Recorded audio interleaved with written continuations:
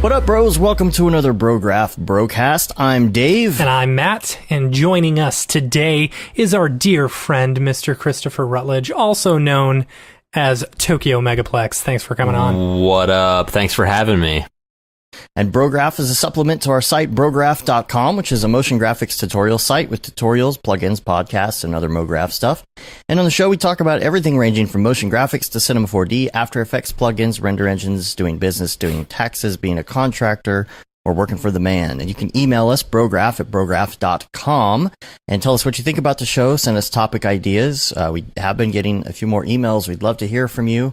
Again, everybody loves to talk it up in the Slack, but we would love to get the emails, topic ideas. You go straight to the top when you email us. So I'm just saying. I guess. The email we got an email from Ben Trahe. Hi, Matt Dave. Regarding Follow Your Passion, I recently read this book, and I'll post a link to this in the show notes. What's the book called? You might be interested in looking at it. Basically, it's called So Good They Can't Ignore You. And I believe that it's a Steve Martin quote. But basically, his argument is following your passion is dangerous advice. It leads to improper expectations, or perhaps too ideal expectations. Also, other arguments such as following your passion does not equate to happiness. I'm actually like character RE stylized character rigger. I'm actually one, and occasionally a modeler. You can see my work here. Most of my current works are in Maya, and would love to do rigging in Cinema 4D. Let me know if you have any passion projects that might include character rigging. I might be of some help. Looking forward, and I'm posting a link to his website and that book in the show notes. That was, of course, regarding our discussion from the last show. And then Sebastian Vandenberg says, hi guys, first of all, thank you so much for the great podcast. You helped me a lot with my motion graphics career. So much, even that I'm promoted to Global Motion Graphics Lead. Global. And now That's global. Across the world, yo. Yeah. Now I have a question based on that. I promoted the fact that we need to use Octane in our day-to-day productions. The problem is we need render power. My machine has two 1080s, but that's the one I work on. So I've done some research, and my first thought was to use a mining farm. Unfortunately, that didn't work out because of the lag and the bugs they get. I'm wondering if you guys how you guys handle production renders. Is there a way to is there another way except building multiple dual GPU systems? No. Thanks, guys. You rock. Cheers from the Netherlands, Sebastian. I don't think so. I think the only way is by building a whole nother, or using a render farm, which there's, something like Orc or something like that. I don't know.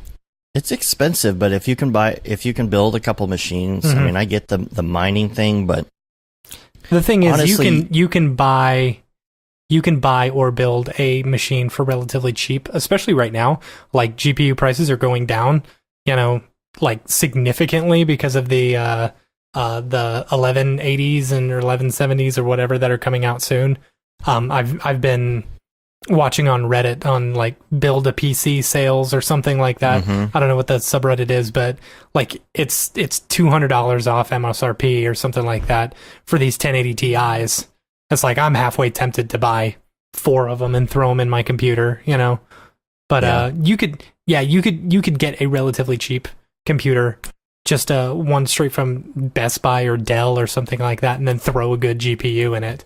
Then that's all you need, I told you what I did for that VR rig for my daughter is this old freaking computer, and it's a monster with a separate power supply. But I got a 980 working in it, so you can hack together something with something that's pretty old and spend most of your money on the cards. If that's totally only what it's for, Yeah.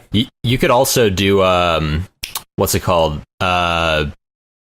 Brandon Clement's method of using the Amazon Web Services. If you get into that, that seems like a pretty good solution. Yeah. Does Orc not work? Is that like I haven't heard anyone actually using that, but it seems like that's what they're pushing more than anything else. But there, from if I understand correctly, and I may be wrong on this, they're just using Amazon servers as well. Gotcha. And what I keep hearing, in all honesty, from people is it's a price thing right now because they would rather buy a bunch of cards and stick them in there. And honestly, you could get away with 2 or even 1 extra computer that you just kind of let sit there and do all the rendering for you, loaded up with cards. I'll tell you honestly, so I've got 3 computers that I use on a normal day-to-day basis. My main computer, which is a regular PC, the one you can see right behind me, it's got 2 980 Ti's. I've got another one that has 3 980 Ti's, and then I've got a Mac, my Mac Pro. It's got a 780 Ti in it. And anytime I just need to make a quick change in Octane, I just, while I've got other things running, I'll go over to my Mac and just make a quick change or something like that. It's convenient to have just that one card to where I can actually do something, Yeah, I don't even have a license on my Mac anymore. It's like a media server, and so I actually work off of a Razer laptop on the day-to-day with a 1060 in it. And if I'm here, I have it using the 1080s from the big render server, just over the network, and it's great because it's super fast.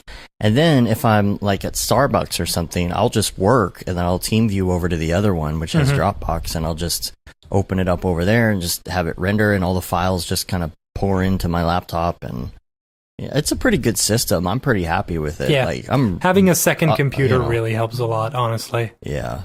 And that's what David's been doing too. He built his other computers, and he just kind of works on one and renders on the other, and it seems to be a good system. Yep. I'm going to go ahead and apologize now, just in case if you guys hear stuff going on in the background. It's because it's Memorial Day, which is basically a weekend, and my family is building a fireplace. So I will try and mute it as much as possible. Also, I am still, so Thursday I had gallbladder surgery, and I am still a bit out of it and woozy. So I am trying to hold myself up as much as possible right now. We didn't have a great week last week. No. Yeah, last week was rough.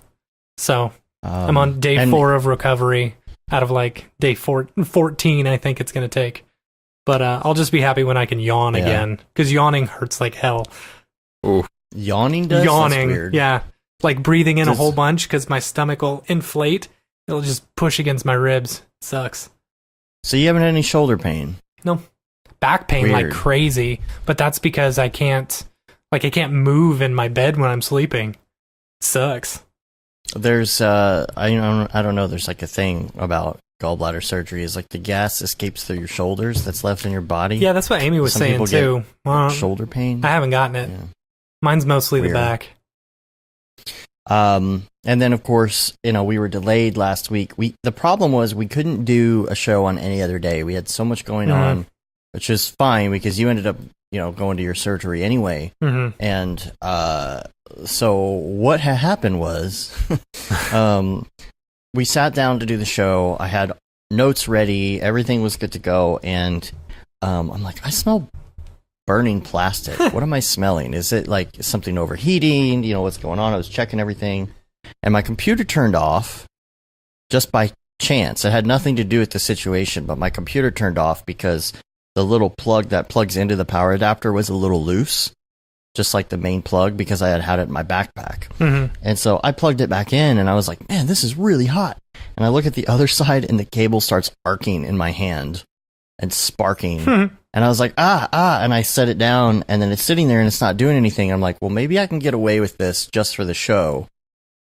And, just so we can have a show. You probably shouldn't do that. And then it starts smoking, and I'm like, nope. Can't do that. And I'm just kicking myself because literally 2 weeks ago, I was looking at the little corner. I'm like, that's fraying a little bit. I should probably order another one of these power supplies now because it's very hard to get one of these specific power supplies. And if I don't order one right now, then it's going to go out and I'm going to be screwed because I won't be able to get a replacement for 3 days. And sure enough, that's what happened. I just didn't want to spend the money. And I was like, I went to Best Buy. You had to drive all the way out to my house, which is a 2-hour round trip, by the way. So drove to my house, took my charger, bought me a new one, and just having it delivered. To you, which still hasn't shown up, which is okay. But you know what? It's so funny. So Friday we had a little bit. We had to push out like a style board. A style board, right? And so I got up, like emergency style board. Yeah, I got up and I went to my desk and painfully made this style board because I'm in so much pain. And then, Dave, I didn't tell you this because I haven't talked to you since, but I laid down, and then my power went out and actually didn't come back on until 8:30 that night. Oh, geez. Yeah. Wow. And if you would have had your laptop, which I took the charger for, you could have done it. I could have done some more work, yeah. All that, the client canceled. Yeah, and after all that, the client canceled. They found a company in LA, so you know how it goes. I mean, they're in LA, so. They're in LA, so you know it's good. So, all right, let's talk about the week. First of all, Toku Megaplex, you're here. SSX Tricky, or SSX, right, is where you get that name from, is yes. that right? Yeah, exactly, yeah. Dude, you don't even know how hardcore I was with SSX back in the day. That level was just like the funnest level. But yeah, those games were so much fun. I actually didn't even own SSX Tricky. I played it at like all my friends' houses all the time, though. The first one I owned, though, which like almost nobody played, I think. But oh, I did. But you bet I did. Yeah, no, those games are great. Yeah, no, I love those. Yeah, I remember being in high school and I was just like hanging out with one of my friends and was like, yo, we should start a band. Like when we were playing SSX Tricky, we were like, we started a band, just call it Tokyo Megaplex. Like this would be such a cool name. And then he was like, yeah. And then I don't know, I just used it on my own later because we didn't start a band. But there you go. And then like Tricky was when it really got fun. Oh yeah. And then they came out with like I think SSX3, which I didn't like as much, but the one for Xbox is actually pretty good for Xbox One, I think. Yeah. Or maybe regular Xbox 360. Anyway, it's really, really great and really trippy. And I wish they would just continue with that series because it's so much fun. Yeah, Tricky was definitely the peak, but yeah, no, those games are tons of fun for sure. I never played it. So, God, it's so I never much played fun, it, dude. I was a big Tony Hawk right now. Tony Hawk Pro Skater. Yeah, 2 and 3, and that was kind of where I stopped. Was after 3. Yeah. Well, see, there was a problem at the time with that because those two games were out at the same time, and the buttons that you actually have to use in order to do the specific actions and tricks between the two games were reversed. And there was no in-game option to change them. So you were either a Tony Hawk person or you were an SSX person. That makes sense. You couldn't. It was too hard to switch between the two because you would just get confused. So, so power supply. And so things picked up as well. And last week, and Matt and I kind of have this ongoing thing that we always say, where May is always slow until May 14th, and then everybody calls. And wants something done, and it happened again. Yes, the last 2 years it happened, but also we've had a ton of people cancel this year as well. Like, but I don't know what it is lately, but like a ton of people, like we have sent out a ton of quotes, and people are just like, "Nah, I don't want to do it," or "I'm going with someone else." And it's like it's kind of depressing. Well, we got some of them. We got, we quoted in May. We quoted $500,000 worth of stuff, and we're lucky that we did get some of them at least. But yeah, a lot of them fell through, and but we are pretty happy because what we're working on right now is pretty much guaranteed payroll for the rest of the year for us. So we're very, very happy about that. But it's an interesting kind of weird gap that we're in right now. It's not something we've experienced as a company before, where we've got money in the bank for cash flow. We're pretty good for payroll, but like everything we're working on is stuff for 2 months from now and on, like through the rest of the year. But like at the same time, we're so busy doing that stuff is coming in, but we have to take it because we need payroll for this month and next to even out the numbers. And so it's such a weird gap. It's interesting because like, we've got this really big project that both of us want to work on, but then Dave's working on it and I'm working on some of the overflow stuff, because you have to. The way you gotta work it. So it's an interesting lesson for us, but luckily we have a bit of cash flow, so we're not too worried about that. But let's see what else. Oh, we can talk about this now. The Daphne Velma movie is out now. Oh, it is? Sweet. It is. I think it came out the 24th. It's a sequel to It's a sequel? I guess it's a sequel, or it's just another Scooby-Doo movie. It's just another not really Scooby-Doo movie. It's another live-action Scooby-Doo movie. Well, let's see if we're on IMDb now. C4. No, we're not. I think we we're have not? to. No, we have to put it in there, I think. Oh, lame. But apparently we're in the credits for this movie because we did two different scenes in the movie. Sweet. Some statue removal and some, what was the other thing? The eyeball scene in the elevator. Yeah. So, one of them is something you won't even notice because we were erasing things. Right. And the other one, it was a lot of fun, you will though. notice. Yeah, that's kind of cool.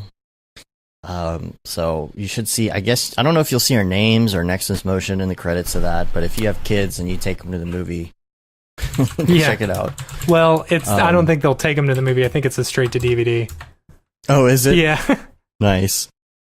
It's 4.4 stars on IMDb, 4.4 out of 10 on IMDb. So what is it on Rotten Tomatoes? I don't know. Rotten Tomatoes. I mean, it's a kids movie, so right. you know. Let's see. 33%.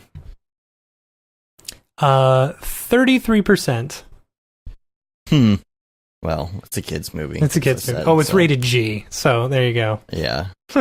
So, some other things before we get into the meat of the show, as it were. I have a funny story to tell, and I was going to tell this last week, and I didn't get a chance to tell you because I was saving it because it was a really funny story, and I was saving it for the show because I couldn't get your reaction to it beforehand and then tell it to you on the show again, because we have kind of that rule where we don't talk about stuff that's going to be on the show before the show, because then it's a genuine reaction. So then that happened last week, and I still didn't get to tell you this story. Okay. And it has absolutely nothing to do with motion graphics whatsoever. I just thought you would think it was funny if I told it on the show. And it's very embarrassing to me, so... Oh, boy. You know, this is going to be at my expense for everybody's entertainment. Okay, you're making me nervous, Dave. No, it's... Okay. So, I go bowling once or twice a week, and I play pool and stuff like that. And I end up going to hang out with some friends. We got this bowling alley that we go to that we've been going to forever. Right? Like, it's been around. I remember going there when I was 3 years old, and it's super old, but they take incredibly good care of the lanes. It's not this crazy neon bowling crap. You know, it's classic lanes. It works really well. Everybody's great. So we've been going there for years, and it's cheap. And we go up there and drink beer and bowl. So I'm up there with a couple friends, and I'm just starting. It's the first frame. We played some pool. We had a couple drinks, and I was ready to get things moving. You know, you're excited to bowl, right? So I'm standing there, and I bowl my first one, and I, got a split, right? So I've got a pin on each side. And was it a 7-10 split or a 6-7-10 split? I don't remember exactly what the split was, Dave. At the time, I mean, it was 2 weeks ago. Call yourself a bowler. I don't remember what it was at the time, and so it was dead at the time. I was like, all right, well, I'm gonna pick this up. I'm gonna pick up this split. So I get my ball. I have my own shoes and ball and all that, and I did you throw it in the wrong lane? No, I didn't. I bowled it, and I was like, oh, I felt something. And did you rip your pants? Tell me you ripped your pants. Suddenly got a little bit cooler. Oh, it hurts. Now, here's the thing. So, nobody noticed that it happened. And I very quickly went back to my seat, which there's like a little bar in front of it. And I'm sitting there, and someone came up to me. They're like, you got the split. Or no, I got the split. They're like, yeah, you picked up the split. I picked it up, right? It was a spare. And I'm like, no, I got a split. Like, I got a split. That's funny. In my pants. Now here's the deal. So earlier in the day, I had been doing laundry, right? Oh boy. And I was out of underwear. Oh. And I was like, you know what? Whatever. I don't want to put on dirty underwear. The stuff's in the laundry. I'm just gonna commando it. It's not a big deal. Just for one day, right? It's a disaster. So I'm sitting there, and this is a pretty big. This is probably a 7 or 8 inch split in the groin, and I'm sitting there. And my friend's like, "Is that your nut?" I'm like, "Yeah." I'm like, I don't know what to do right now. I'm literally sitting here with my shirt like over it. I'm like, okay, I guess I'm gonna go to the bathroom real quick and just check out the situation. Oh. And I go in there. I'm like, I can't do anything about this. I can't but I'm like, I just got going and I've been wanting to bowl all day. I waited a long time for the lane because it was busy, and I was like, okay, here's what I'm gonna do. I'm gonna walk out to the car because I'm pretty sure I have another pair of pants out there by chance. So I kind of like hold my shirt down and walk and hope nobody sees me. And I go to the truck and I open it up and there's just shirts. There's no pants. And I'm like, okay, my beer's in there, my ball, my shit, like all this stuff's in there. And I'm like, I don't know what I'm going to do. Did you create some boxer shorts from a shirt? That's what I would have done. No. So it was late and I was like, okay, what is the fastest way? I'm not close to home. What is the fastest way I can get pants right now? I'm like, there's a Walmart down the street. So I called. I'm like, okay, just keep bowling in my frame for now. I'll come back later. You know, my pitcher of beer's there, all of that. And I was like, man, I was just getting into this. So I go down to the Walmart, which is only like 5 minutes away. And I'm strategically trying to park in the right place so I can go in and out real quick. And it's okay that you went to Walmart because Walmart's the type of place that this is very acceptable. Oh, it's very common. I'll probably end up on a website, you know? I'll be famous. So I pull up and on the correct side where the clothing is, and there's a group of girls in these like dresses like they're going out and stuff. And I'm like, okay, well, I'm not going to get out right this second because, you know, if something's showing, it would be kind of weird. And I'm wearing a hat. I'm wearing a Rick and Morty t-shirt. And, you know, I already kind of look like a creeper as is with my hair, the beard and everything. And if I get out and I've got like, you know, my stuff hanging out, I'm going to get, you know, arrested or something, right? So I've got the shirt over it and I wait for them to kind of get out and go to the door so that I can get out because I'm just going to, I don't want to like walk right behind them because it'd be creepy. Mm-hmm. And as they're getting to the door and I'm behind them, we realize that the door is locked. Oh. Because they close that side of Walmart down that late at night. Mm-hmm. So they turn, and so I turn like, whoop, and I just kind of walk in front, and I have to go all the way down to the other side of the parking lot, go in the door, and come back in the building and go all the way back. So then I go into the jeans section directly, and I find the jeans, and of course, package of underwear that's sitting right there. Mm-hmm. And so at this point, I'm okay because I'm holding the jeans over it while I'm walking, so it's not a big deal anymore, right? Mm-hmm. And so I get to the counter, and like there's only one express checkout open. There's no self checkout because it's late. The other lines are huge, long, because everybody shops at midnight for some reason. And there's 20 items or less checkout, but there's 6 people in line, and everybody has like 1 million items, way more than 20, right? So I'm like, man, this sucks. So I'm just going to have to stand here. So I'm just standing there for like 10 minutes, just waiting in this line. So I have some time to contemplate what's going on. And I look down at the floor and I realize I'm still wearing my bowling shoes. So like I have a Rick and Morty shirt on. I look like a creeper. I've got the stuff with the thing. And then I've got bowling shoes on. And so then the woman in front of me finally is going, but she's taking forever with her card. And so there's nothing on the belt. And the woman's like, oh, honey, you can put your jeans on the belt. It's all right. I'm like, yeah. So I put the underwear on the belt and it stops moving. And I just like don't put the jeans on the belt. And so then she starts, you know, then she's ready for me. And I go right up to the thing and put the jeans there. So like I'm kind of hiding myself. And I'm like doing the credit card thing, like real close to it, you know, so I can like hide myself on the thing. and that's when my debit card got declined. Oh my God. I'm just kidding. I'm just kidding. It would be funny if it did, right? It would be really funny if it did. No, but no, it was fine, so I paid for it, but then I have to leave, and that's when they check your receipt. So I have it in the bag, and I have, the receipt right there, and I'm, going up to her, and she's going to be like, well, can I check your sack? And I'm going to be like, yes. But she didn't check the receipt, thank goodness. So I take it, I get back in the car, and I get my jeans on. Nice. And then I was fine. And guess what? After that, I bowled 5 strikes and a spare. All right. Woo.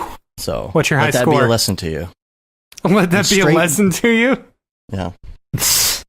Yeah, new jeans help you score. Never go commando. Maybe it was just that vote of confidence that you had from showing the world your testicles. No. Well, I'm a straight bowler. That's the problem. I have wrist problems and I can't do that spinny thing. I try, and you just can't get a good score as a straight bowler. Like, you can't get like 300s as a straight bowler. It doesn't work because you don't have the action, on the pins when you straight bowl. It just, you can't. No professional is doing straight bowling, Yeah. So, I think 157 is probably, 217 is my high. But you do the roll, the twisty thing, right? With all that. I used to be. Yeah. Well, actually, the 217 is from straight bowling. From straight bowling, that's pretty good. Yeah, that's pretty good. Yeah, back when I was on a league. Yeah, that's really good. So I'm getting there. I got my own ball, so that's a start. There you go. Anyway, some other things. Billy's new tutorial is up. Billy did a complete Python tutorial for the noob in Cinema 4D. You got to check that out. Yeah, it's getting rave reviews. So if you know nothing about Python in Cinema and you want to get into it, you need to watch this video. Yes, it's super awesome. Totally agree. I watched it the second it came out. And then there's a weird After Effects glitch that I wanted to talk about, and it has to do Which one? Yeah, I know, right? This has to do with a project that we were working on this week where there were some frame rate differences, right? So, Matt, you had colorized some stuff, right? Yeah. And you put colors over stuff, and then that frame rate, I think, was 30 frames a second. And we were putting it into a 2997 comp because that's what they wanted, or maybe this was vice versa, but it's embedded in another comp. And so we render everything out and we're watching it, and some of the videos for one frame have clean video with no color, no effects on it or anything for one frame before it goes black. And I'm looking at it and I'm like, where is that coming from? And you double click on the pre-comp and then you go back into the comp and it's not there. But once you switch back to the comp that has a different frame rate, then you see it. And this is something that has happened to me with effects and all sorts of stuff in After Effects with frame rate differences for a long time, where there's just something that's not right and you can't track it down because it's literally the frame rate difference is the problem. Happens a lot to me when you're doing time shifting, but I don't know if anybody knows about a way around that or how to fix it, because it sucks. If you really want to match frame rates, you would have to completely re-render your footage to the right frame rate and then bring it in. There's got to be a better way, and I don't know why After Effects handles that so crappy, but if you ever have a weird glitch like that, it's probably a frame rate issue.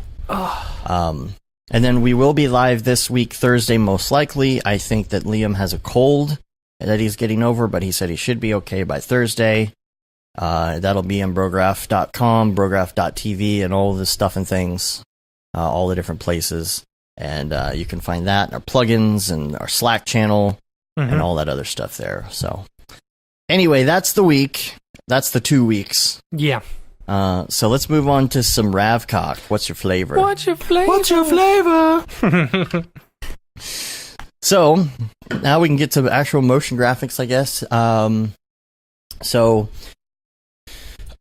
This is interesting. This is something I kind of learned this week. Back in the day, I actually, when Octane was on version 2 and I was working on some projects, and I used to use a display tag. in cinema to fade things in and out. Yeah, so you same could here. say, you faded something in and out, right? And it was a really easy way to do it, especially if we were working on logos and stuff like that, And when I got to Octane, I was like, okay, well, how do I do this now? And the way that I used to do it in Octane 2 was with an Octane tag. And then I would use visibility, right? General visibility, is one of my favorite generals besides General Error and Colonel Panic. Right. And, you adjust that bar, but it's a 0 to 1, right? And so I did that on something I was working on recently, though, and it doesn't work the same way it used to for me. Like 0 to 1 is not necessarily 0% to 100%. And so what happens is you get this. Octane does this a lot on certain options where like something really doesn't work until you get way down there in like 0.0001. And so you have to like type in these little values to make stuff work. It's the same with like colors. It's like sometimes you're making these little color adjustments down at the end of the dial. And so what happens is if you go from 1 to 0 on general visibility, it's not necessarily fading from 100% down to 0.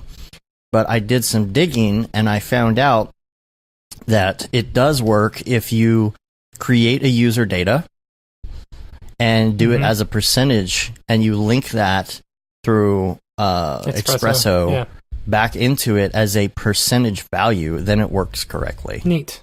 So if you want to do fade outs and stuff, because sometimes you can't necessarily use, transparency in your material to fade something out. You just want to fade the whole thing out. So that's a good little trick there. I should do like a little video on that or something. But all right, and then there's a great video as well from Chad at Grayscale Gorilla that he put out. It's Denoiser Battle Royale. Have you seen this? Oh, I haven't. I've been meaning to watch that. It looks awesome.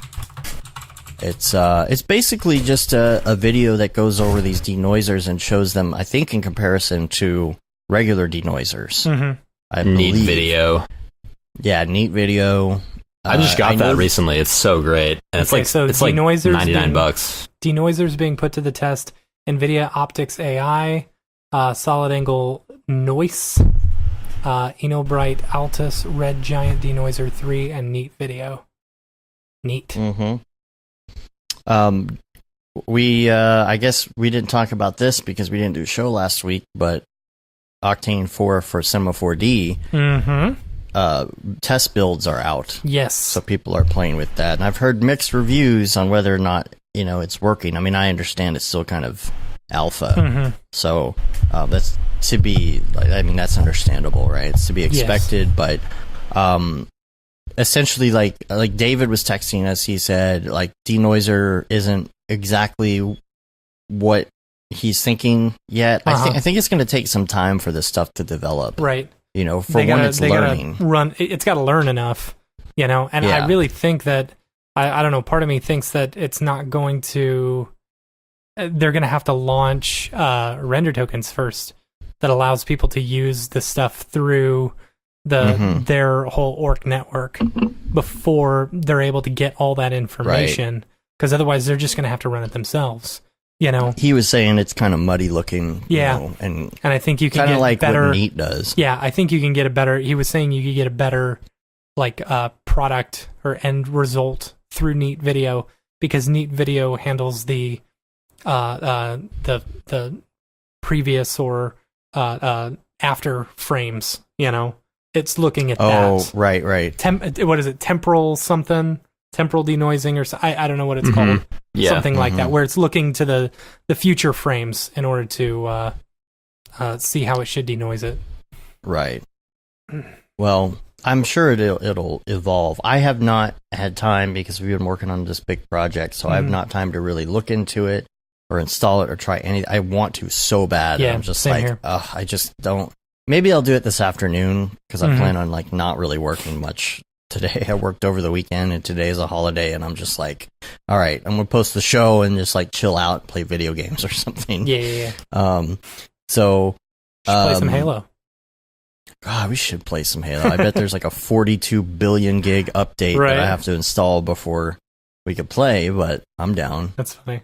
So, I want to try Beat Saber too. Yeah. So, it's a fun still game. haven't done that. It's a real fun Is game. Is there multiplayer No. in Beat Saber? There's party mode No? where you can hear each other talking, but you can't Uh-huh. play together, which kind of sucks. Oh. Man, I would love to like do a battle. Right? You know? Man, when are the lightsaber battles coming out? To I don't where know. you can It's like so stupid. lightsaber battle each other. They have to come up You know with what? I'm a controller I, that'll like. I'm over Star Wars. Like I think Star Yeah. Wars has hit its peak, and it is like it's going away. You know? Is it that it's hit its peak, or is it saturation? No, Is it that overly could probably saturated? be it. You know, because Yeah. when you had the first three original, the original movies, they were all done within a span of what, 5 or 6 years or something like that. And then you had the prequels, which were done about Mhm. the same, but there was this huge gap in between, the amount of time that they were released. Now, with Disney buying it, we were all super excited to get more Star Wars movies, but now it's like, we've had, 4 now? Yeah, in it's just 2 years or something oversaturation. like that? Yeah. Yeah, it's kind of ridiculous. It's like, okay, cool. We just don't need that much. Give That's us, why, give us more. like, If you're, Star Trek. yeah, I love Star Trek. See, I'm Yeah. I'm a big Trek fan, not so much a Star Wars fan. But it's like Star Trek. It's not that often that they're releasing a new movie, so Mhm. it's kind of a nice treat. Yeah, but But at like least Star Wars, it's like, oh, more Star Trek- Wars. I don't know. Star Trek has it's just better.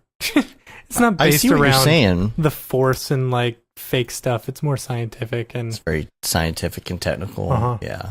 anyway. Anyway, I don't know where we were. There's a link I'm going to post. There's somebody posted in the Octane forums this great, just pure IOR RGB metallic materials. Mm-hmm. It's just pure, plain and simple. So like you can use these as a base for something. It's super great. Cool. I wish I remembered who posted it, but there's a link and you can check that out. Also, there is an official user manual now Yeah. for the Octane version of for the Cinema 4D version of Octane, and it's for 3.08. Mm-hmm. And this is Ahmed. He posted this, so it's a huge index. I'll post a link to that. There's another video specifically about the Octane for denoiser. Right. Yeah, Travis I saw that Davids one. did. That's cool. Yeah. So there'll be a link to that.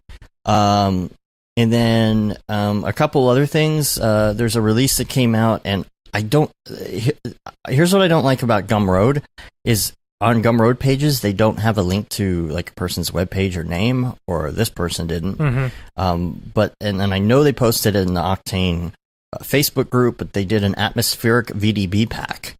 And I Okay. wish I had their name because I lost the name. I just had the Gumroad link. And then there's another link I'm going to post to Gregory Smith. He posted something called The Signal. It's just this.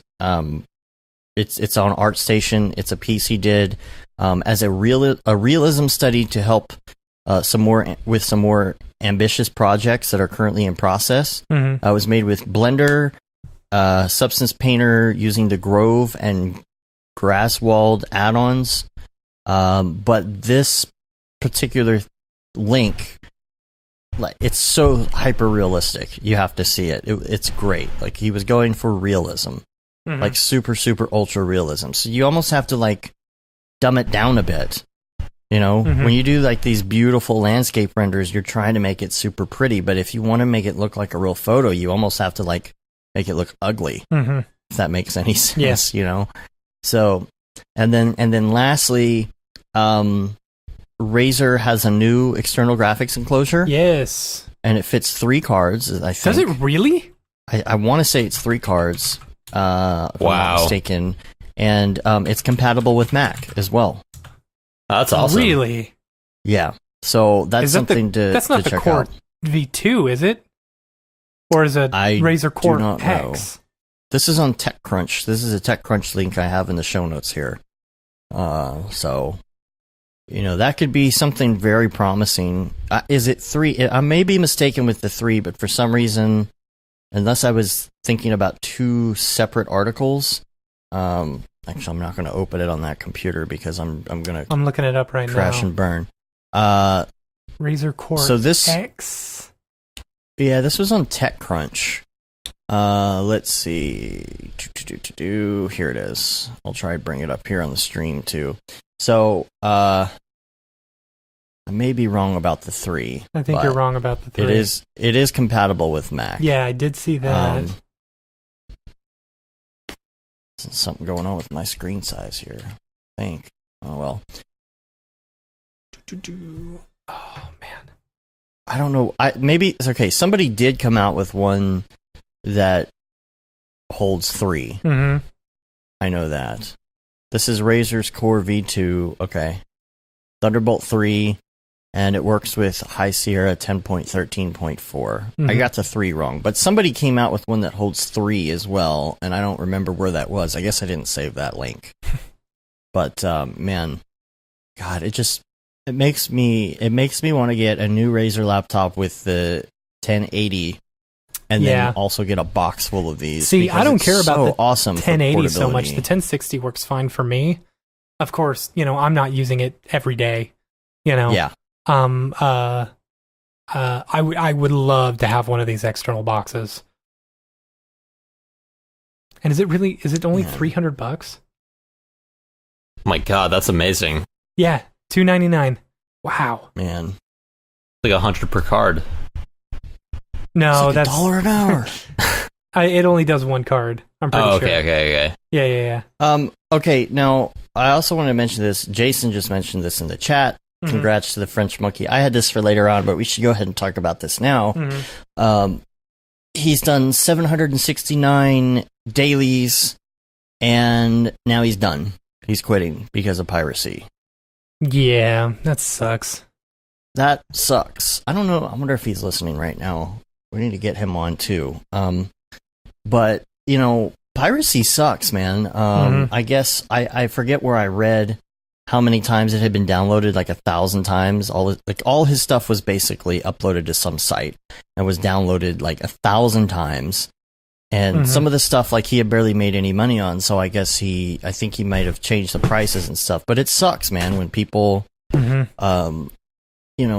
that stuff. It's like, we did a little snooping around and looked around, and we saw a website where there were like 20 people talking about our plugin and how they could get a copy of it. And some people were like, well, maybe we could pull our money together. And I'm like writing on there, I'm like, dude, I'll give you a discount for $49. You can't afford $49 to support. So whack.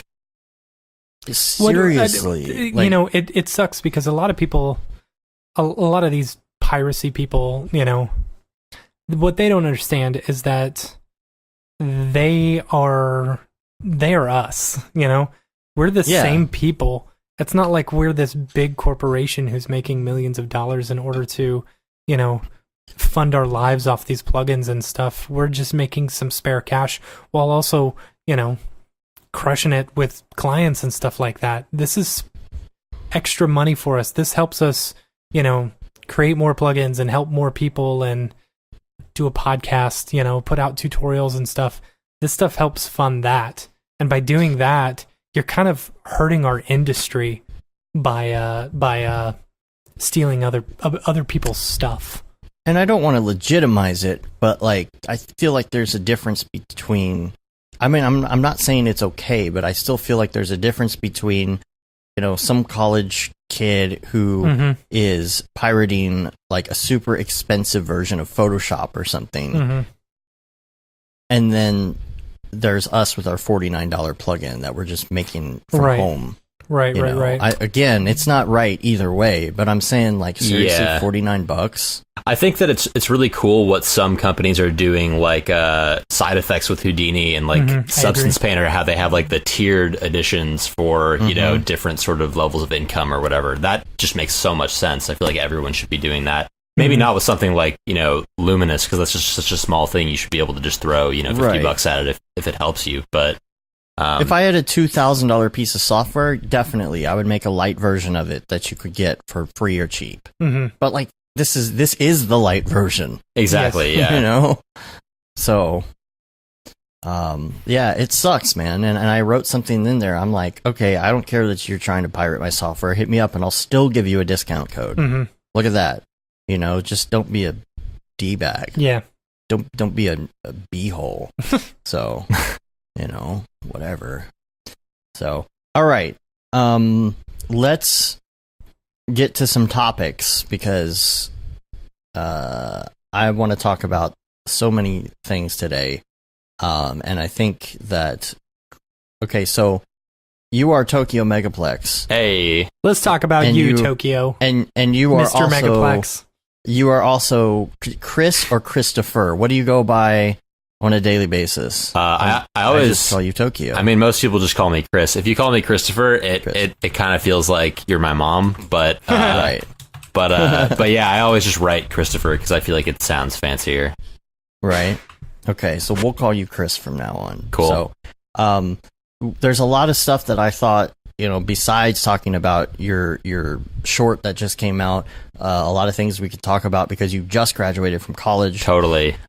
So this is going to be good. Number one, let's talk about the Loaf Zone. This is your short film, and you've already gone on with Liam on a Redshift Thursday. Yeah. And talked about it a bit. But for people who didn't catch that, we'll do a link in the show notes. But let's talk about that a little bit. Tell us what it was and why you did it. Was it your final project? Like, what's the deal? So it was basically, it was like my thesis project. I sort of started it like a year and a half ago.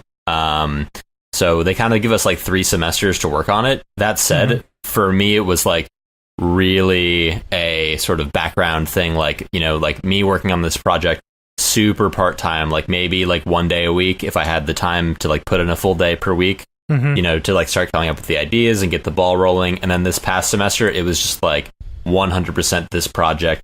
This was pretty much the only class I was taking was like my thesis class. So I was like a part-time student and I didn't take any freelance jobs this semester. Whereas past semesters where I was a full-time student, I was doing a lot of freelance jobs and I just like burned through my savings to work on this project. But I feel like also that's kind of a, like, you know, if you're doing the sort of freelance stuff like Joey writes about in the Freelance Manifesto, like, and you're sort of managing your time well, you can kind of like put in like, you know, an hour, you know, a week and then like kind of snowball it up and like spend more and more time. And then when you get to the right level where you want to just kind of like execute, take some time off and like really bust through the project for a little bit if you can. That's what I want to try to do now, like with my future projects now that I'm done with that. But yeah, it was like my thesis project, and I basically just I was inspired by a ton of different things, lots of like flash animations from Newgrounds back in the day.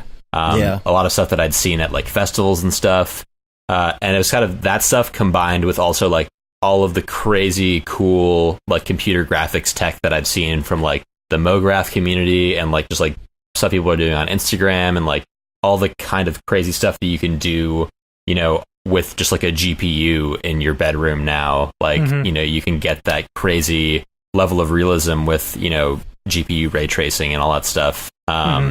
So combining that with like just like goofy sort of flash animations that I used to like watch and make back in middle school or whatever, like to kind of, I don't know, make something interesting. But yeah, and I really like I'm super ADD and I really like the sort of like vignette style storytelling.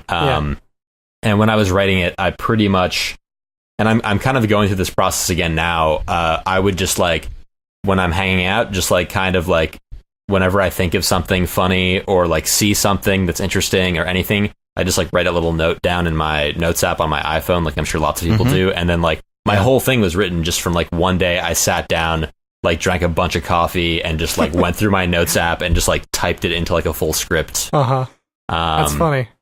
But yeah, it's been a big sort of process, but it was definitely a really good experience. And I think that also like I did some projects before that in school that were sort of like bigger, ambitious projects. This is definitely the biggest one I've done, but I really also believe that like you really gotta kind of like try some really ambitious stuff and like follow through with it. And even if it's bad, just make it. And then like you will be able to sort of, after doing it that enough times, be able to finally make something that's like ambitious and also good, you know?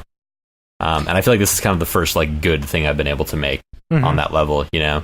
Yeah, I got a Vimeo staff pick, which is awesome.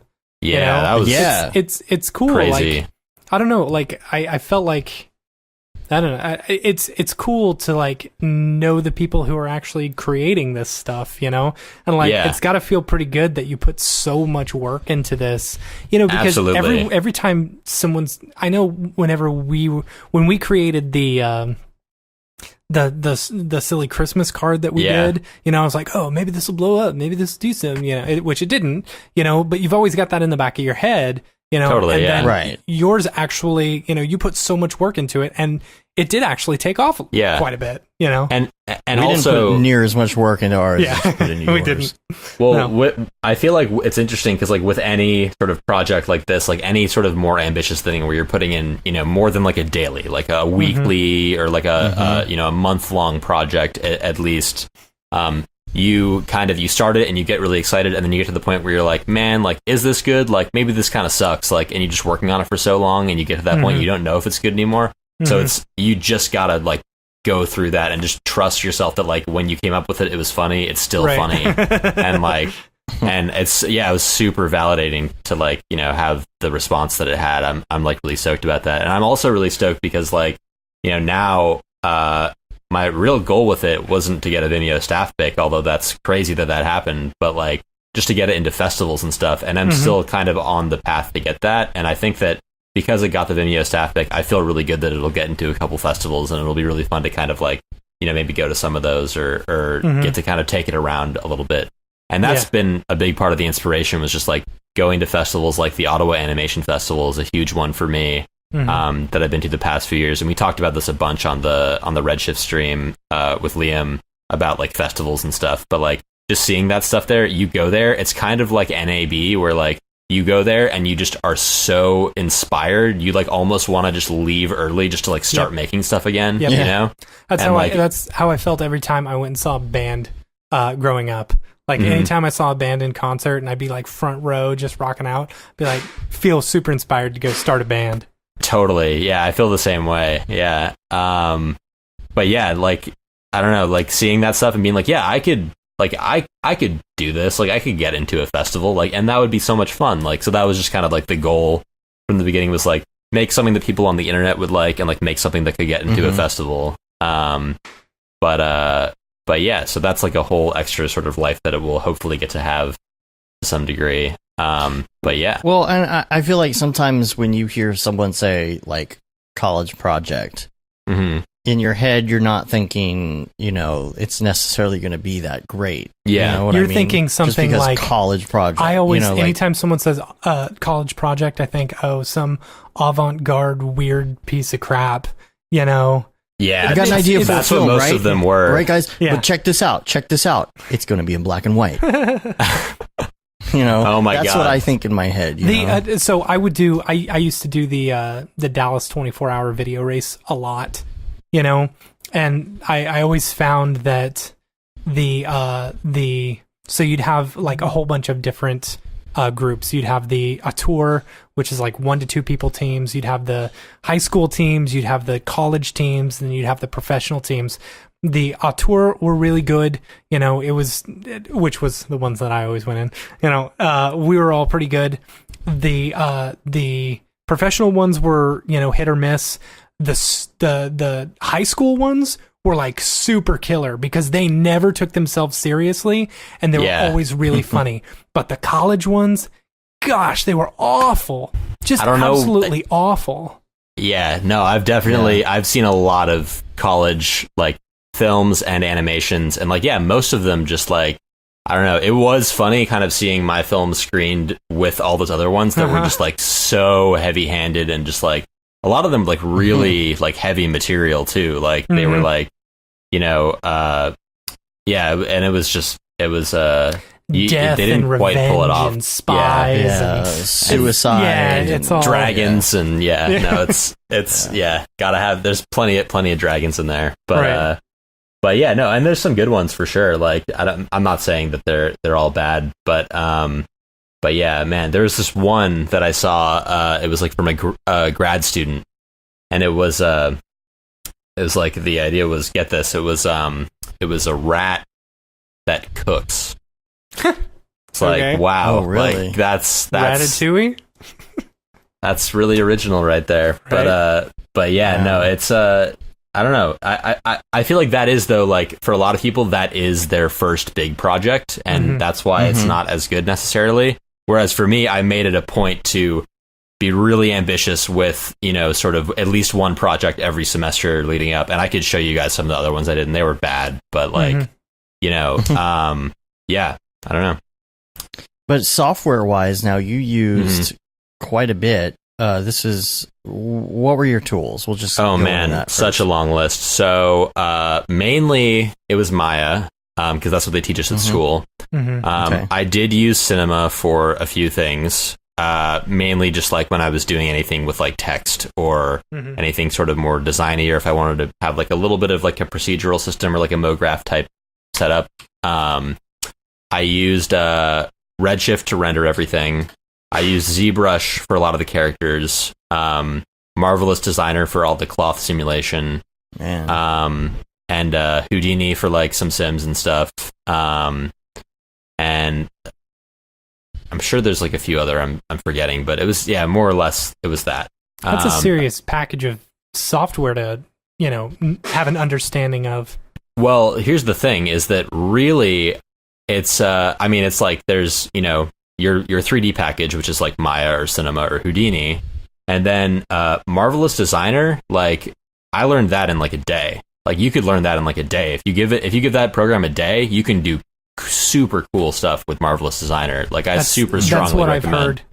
Yeah. I've heard that. I would like to give that a try. Yeah, and honestly, like more or less, like same with ZBrush. It's like the worst interface ever, but once you just get beyond the first like 5 or 6 things you need to know, which are just like how to deal with the crappy interface, sculpting is super intuitive, and at that point, it's literally all just like mechanical. Like, how good are you at actually sculpting? You know. And like that is the kind of thing where you want to practice that over and over again. And like, I would love to just do dailies for like a month where I'm just doing ZBrush sculpts every day, you know, and then throwing it into a render. But yeah, that's another program. It's like, it's not, most programs are not as hard to learn as like, you know, Cinema or Maya or Houdini or whatever. But yeah, Houdini was definitely probably the hardest one in there. And that's also, I think, a program that's not as hard to learn as people sort of make it out to be. And I think that also like knowing Maya and Cinema, because I came into my school with some Cinema knowledge and kind of like kept learning it throughout, but like they didn't teach it to us. I think that knowing those two and being sort of like bilingual in like the 3D app world helped me a little bit learning Houdini. And then learning Houdini, like I just feel like I understand 3D fundamentally so much better than I did when I just knew Maya or just knew Cinema or whatever, you know? But yeah, I think that especially with like the resources now with like the Houdini channel and Slack and all these other things, like you can totally learn it, and everyone wants to, you know, help each other out learning that stuff, which is the best part about the MoGraph community. Depends you know? on which Houdini Slack you go to. No, I just mean the Brograph Slack. Yeah. But yeah. But yeah, exactly. Yeah. So Houdini, which things specifically in Houdini were you doing? There was Liquid Sims. So there was, I'm trying to remember exactly. There's the shot in the beginning where like there's the bird like pecking at the goo on the ground or whatever. And then there's I can't even think of another thing after that, honestly. I know there was some, there was like the plane fire at the end, like the grill fire in the office. A couple of weird little things too, like I would Boolean stuff in Houdini sometimes because they have really nice Booleans. And I was having a hard time getting the office boss's like his what do you call them, suspenders, like to stick to him properly in his rig. So I ended up just like meshing that as part of the thing as a Boolean in Houdini, like weird little things, like threw it into Houdini for 1 second just to bool it, like interesting. But yeah, and I mean, you could do that, and I'm sure if you knew the right settings in cinema or whatever. I just know that I like Houdini's pool, and it's easy to use. But yeah, it was mostly just like, fire, smoke, and liquid. So tell me a bit about these characters, right? Yeah, because like some of them are kind of simple looking, Yeah. Oh, they're super simple. Yeah. And like for example, we're looking at the shark. The shark. And the guy, his it hair turns is into weird, a real shark. Yeah, or like yeah. your main But he turns character- into a real shark for a second. It's like, where in the world do you even get that idea from? Dude, Like, I mean, classic. Liam's comment. Sorry. The classic SpongeBob or like Ren and Stimpy gag of like, ultra realistic. And then I was just like, I wonder, could I get could I just get like a cheap realistic shark model, from like Turbo Squid or whatever? And then, I just found one for like $5.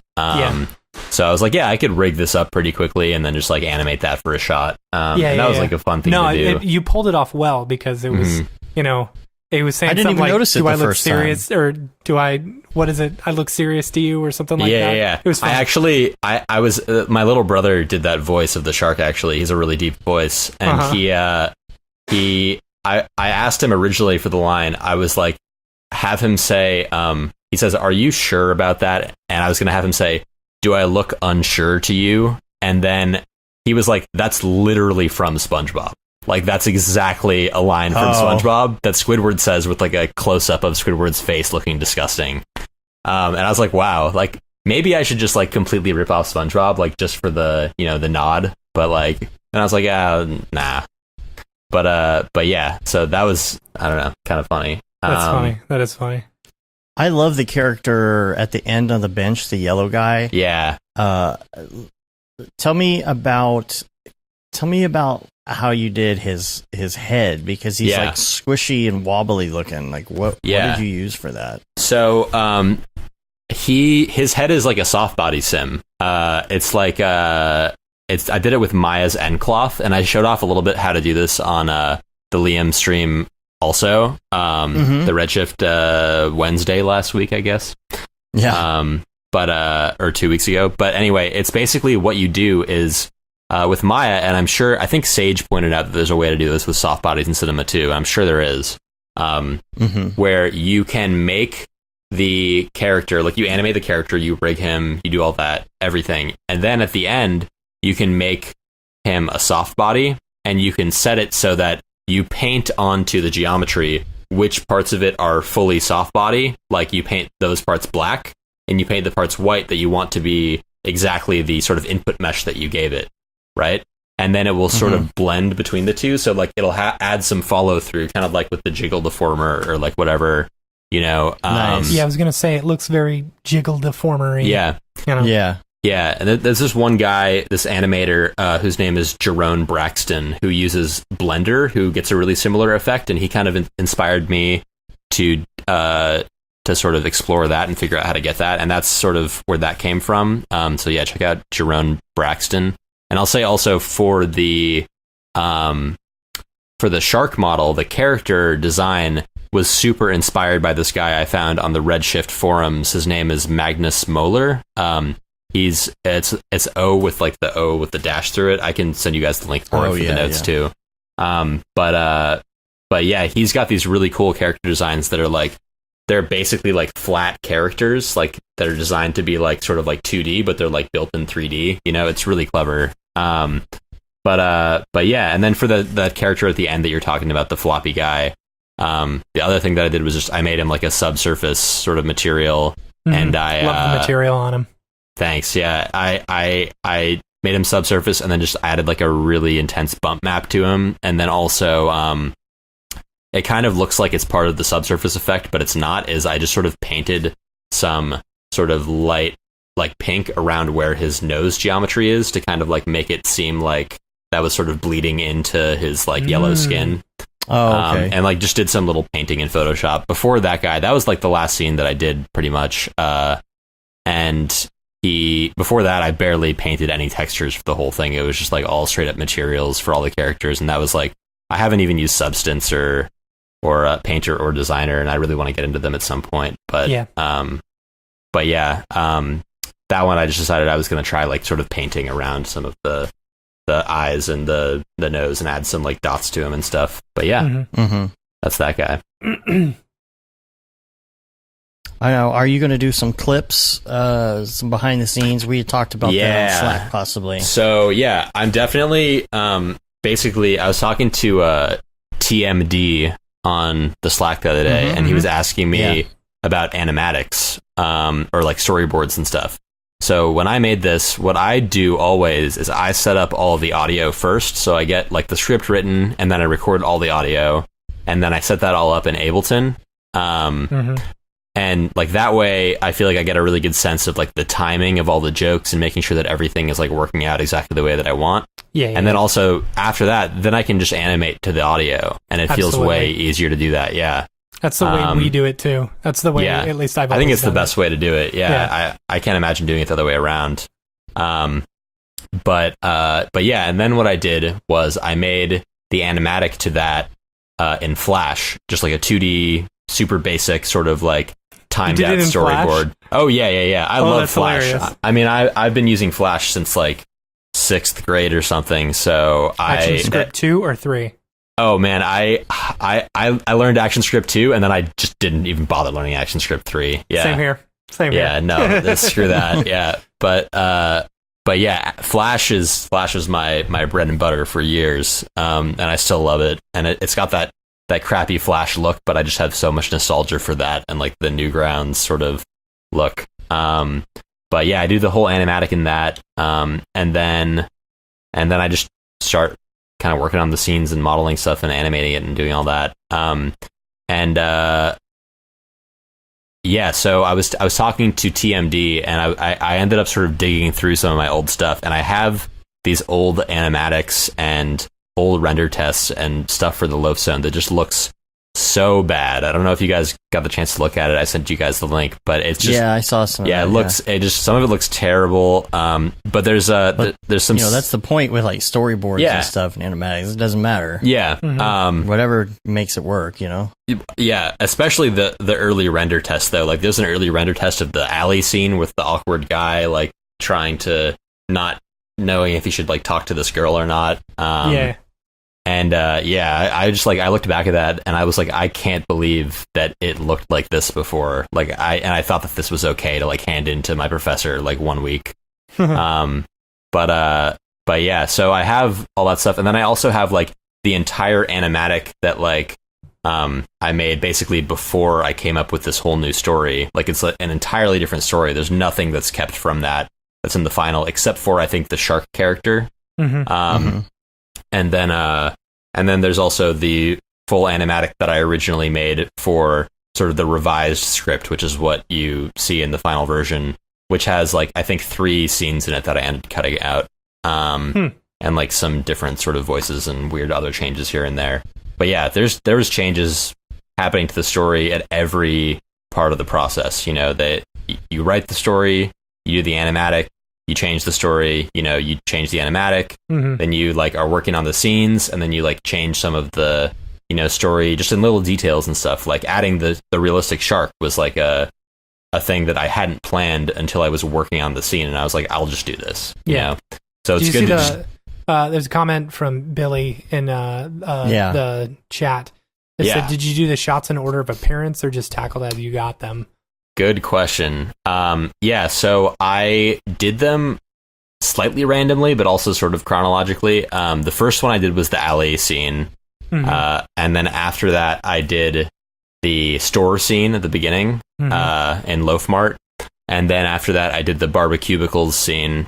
And then after that, I just did everything in order. And then I did the first scene last because it was like, this is going to be a nightmare to do this whole scene with all these characters and the town and all that stuff. And I hate modeling environments. So I actually ended up, one of my classmates finished early, and I did all of her, all of the like dragon fire breathing effects in her film. Cool. So she was like, she liked doing environments. So I was like, hey, do you want to help me with this? And she did pretty much that entire environment for me. Like I did all the textures and stuff, but she modeled that and it came out great. So huge props to her for that. But yeah, it was like pretty much that order. So what's so you've done this one. What's next? Yeah. Oh man, I actually have something planned now, which I definitely want to tell you guys about after this. I didn't think I would get the chance. Well, I have a couple of ideas of things I want to work on, but I have something that's short term, that is very exciting, that I'll probably try to have done by the end of the summer. Yeah, I didn't think that I would have a good chance to sort of work on another sort of my own project for a while, but I got kind of an interesting, exciting opportunity that I'm going to keep on the DL for now, but I can tell you guys after. But yeah, there'll be some more stuff in the near future, but for now I'm just kind of hanging out and taking notes and like writing more stuff in my phone so I can come up with the next one. Yeah. And I have stuff left over from last time too that I want to reuse at some point somehow if I can think of a better way to fit it in. Some of which is in the behind the scenes. But yeah, I'll try to make a little video for the behind the scenes for you guys as soon as I have a chance, just because I have all that stuff and it would be fun to get to show you guys all that stuff. Yeah. Sweet. Some of these animatics, your guy looks like Morty. Dude, yeah, no, it's definitely like, I don't know, a lot of my characters look really a lot like that in the sketching. I feel like I got most of my sort of most of my style just from like, it all kind of boils down to like being bored in high school in non-art classes and just doodling in those classes, you know? But yeah. So let's talk about college while we're talking about this, because I feel like going to college for motion graphics just wasn't a thing when I was in college, which wasn't that long ago, but or maybe it is coming up on 20 years, but still, you know, there was still nonlinear editing. The technology was kind of just getting there at the time, and while I did take some animation classes, they weren't like they are now. Yeah. And I definitely did not take design classes in college. Is there more focus now on design? Because I feel like there was a comment, I think from Houdini Mark on Slack this week talking about that, where it's just like, you know, there's so many people that have all this good technical know-how and just know everything about all these programs, and it's because they have access to them, you know, or, you know, even they're pirating them and trying them out or whatever it is. People are learning this stuff in one way or another, technically. And it's like, okay, you can know everything technical about Photoshop, After Effects, Cinema 4D, Houdini, but if you don't have any design sense, then you're not going to be able to design something. You might be able to work on someone's project if they're feeding you the design portions of it. But what are the colleges doing right now to make sure that you're also a good designer? Yeah. I feel super mixed about college in general. Like I have a little bit of, I don't really think I needed to go to college in hindsight. And I was sort of thinking this like a year and a half ago. I was like, man, like, why am I paying all this money? You know, like, I feel like I'm getting more out of literally just watching videos on the internet than I am in my actual classes. But I mean, I was like, well, I'm this close to getting the degree. I've already put this much money into it. Like, I might as well at this point, which is kind of sucks. But I feel like I would definitely, you know, recommend other approaches, especially for people going specifically into motion design, where there's really good resources online for that stuff. You know, I don't feel like I got a good sort of handle on design at all from college, and I think that there's some people who, really? Yeah, no, I mean, they didn't really teach us much design. We had like one motion graphics assignment in our post-production class, and there's like a motion graphics class that I didn't end up taking because it didn't fit into my schedule. But I think that if you went for graphic design specifically, it would be different. Like I'm for just context at the school called the Pratt Institute, which is in Brooklyn. And they have. Is that the one that Pam Beasley went to? Yes. Yeah. Yeah. No, I wish I'd been there at the same time. But yeah, that was definitely, I feel like that's definitely a reason people go there too, which is ridiculous. But, anyway, so there's like a graphic design department. It's called, CommD, or communications design, which encapsulates graphic design, advertising, and illustration, which apparently they're killing off too, which is ridiculous. But they I think get a really good handle on design, as they do in like industrial design. And I have a classmate too, the only other person I know who's really been into the MoGraph stuff, doing dailies and using cinema, who she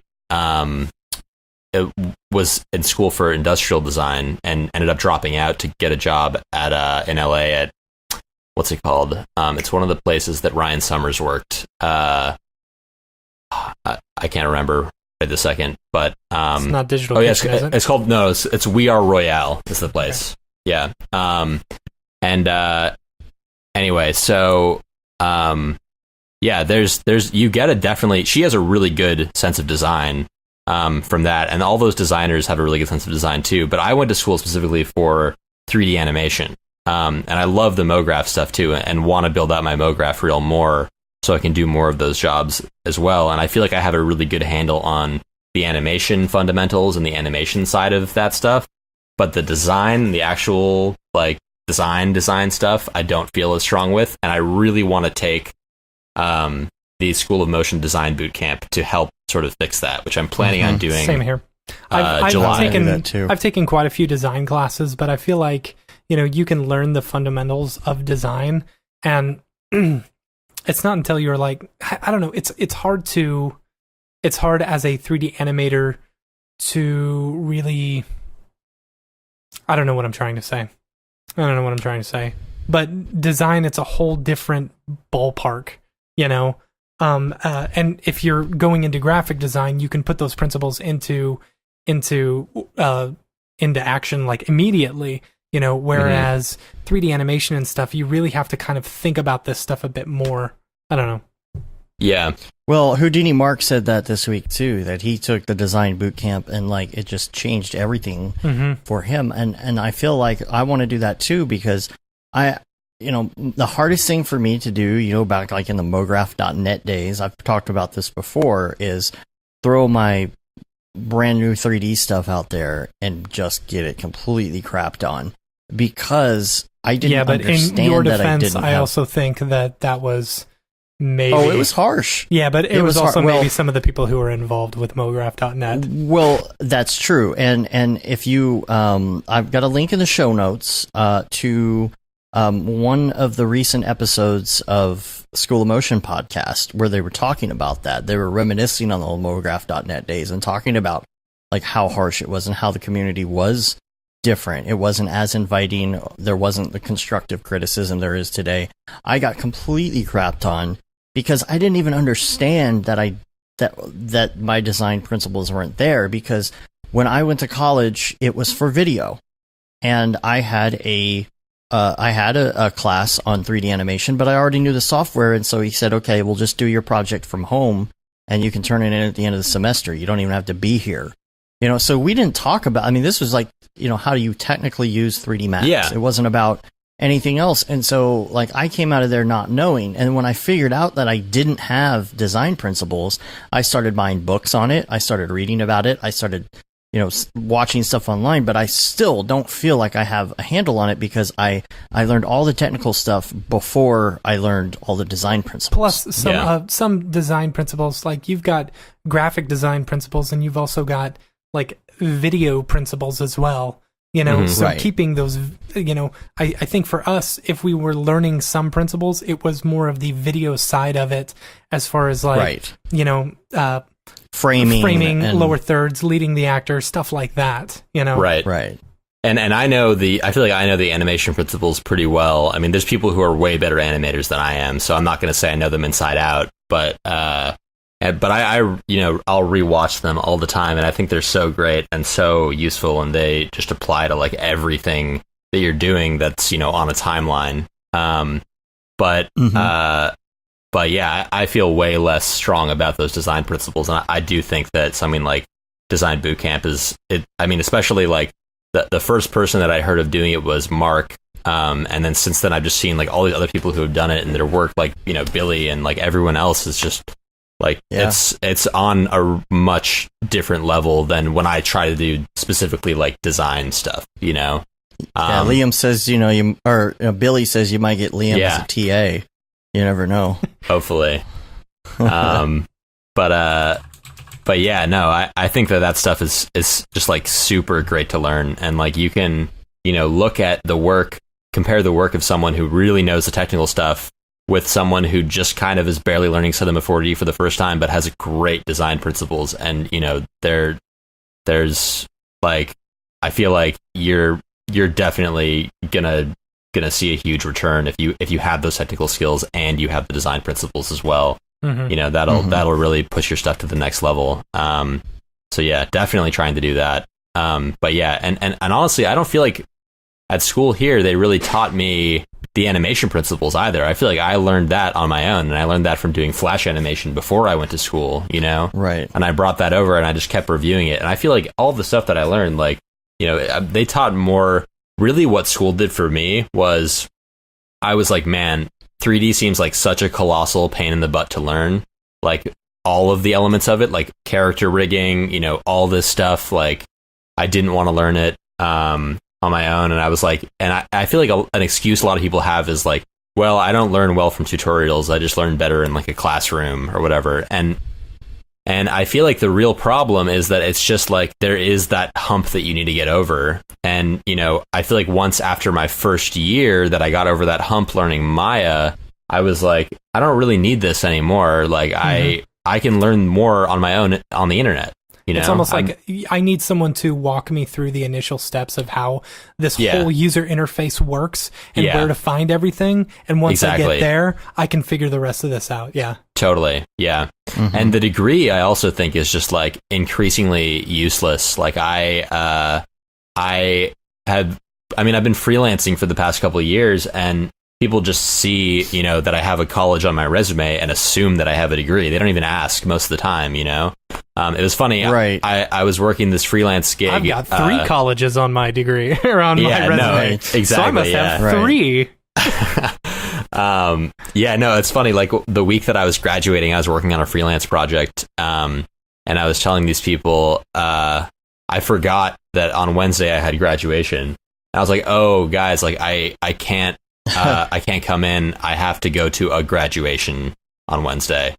And graduation didn't specify at all. Right. But yeah, no. And I also feel like, you know, seeing some of my classmates work, like some of my classmates honestly are like, their work is not good and they're not going to be able to get jobs. And the fact that they have that same degree just makes it so like, it's like, what is the point of the degree? Like, it doesn't prove anything, you know, if people, because they're going to see the reel and they're going to be like, nope. Exactly. Yeah. So I graduated with probably 10 or so other people in my departments, and me. Well, I would say me. I'm probably the only one who is still actually doing video type work. Everyone else is programming or went off to medical school or something like that. It's like no one else stuck with it. And even when I went to school, it was for video production and After Effects and editing and stuff. It wasn't even 3D animation, you know, which is what I'm doing full time now. Totally. And I think going into it, if you're really into it, that this is what you're going to do. You know, I think there are other people in the program who maybe are there and they're like, yeah, I mean, you know, this is kind of cool, but I might try another major.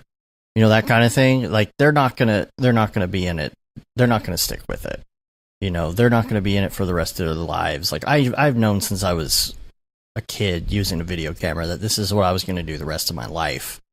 You know, and it shows in what you present and in your product and in your reel. And I was talking to a friend of mine on Facebook the other day because they wanted to have some suggestions because their kid is going to college, and they're like, well, I know you do this stuff, and they're talking about doing this stuff. And, I had a few questions because, like, first of all, they got the I don't want to say old school mentality. This still applies to a lot of industries, but, of course, where are they going to college? And I'm like, well, first of all, let me just tell you, that's not necessarily what's needed. I think one of the things, and I didn't want to say this specifically at the time, but I didn't want to say, do you think your kid is really cut out for this industry? But I really wanted to be like, do you really think your kid is good enough for college? Come on, he was eating glue earlier.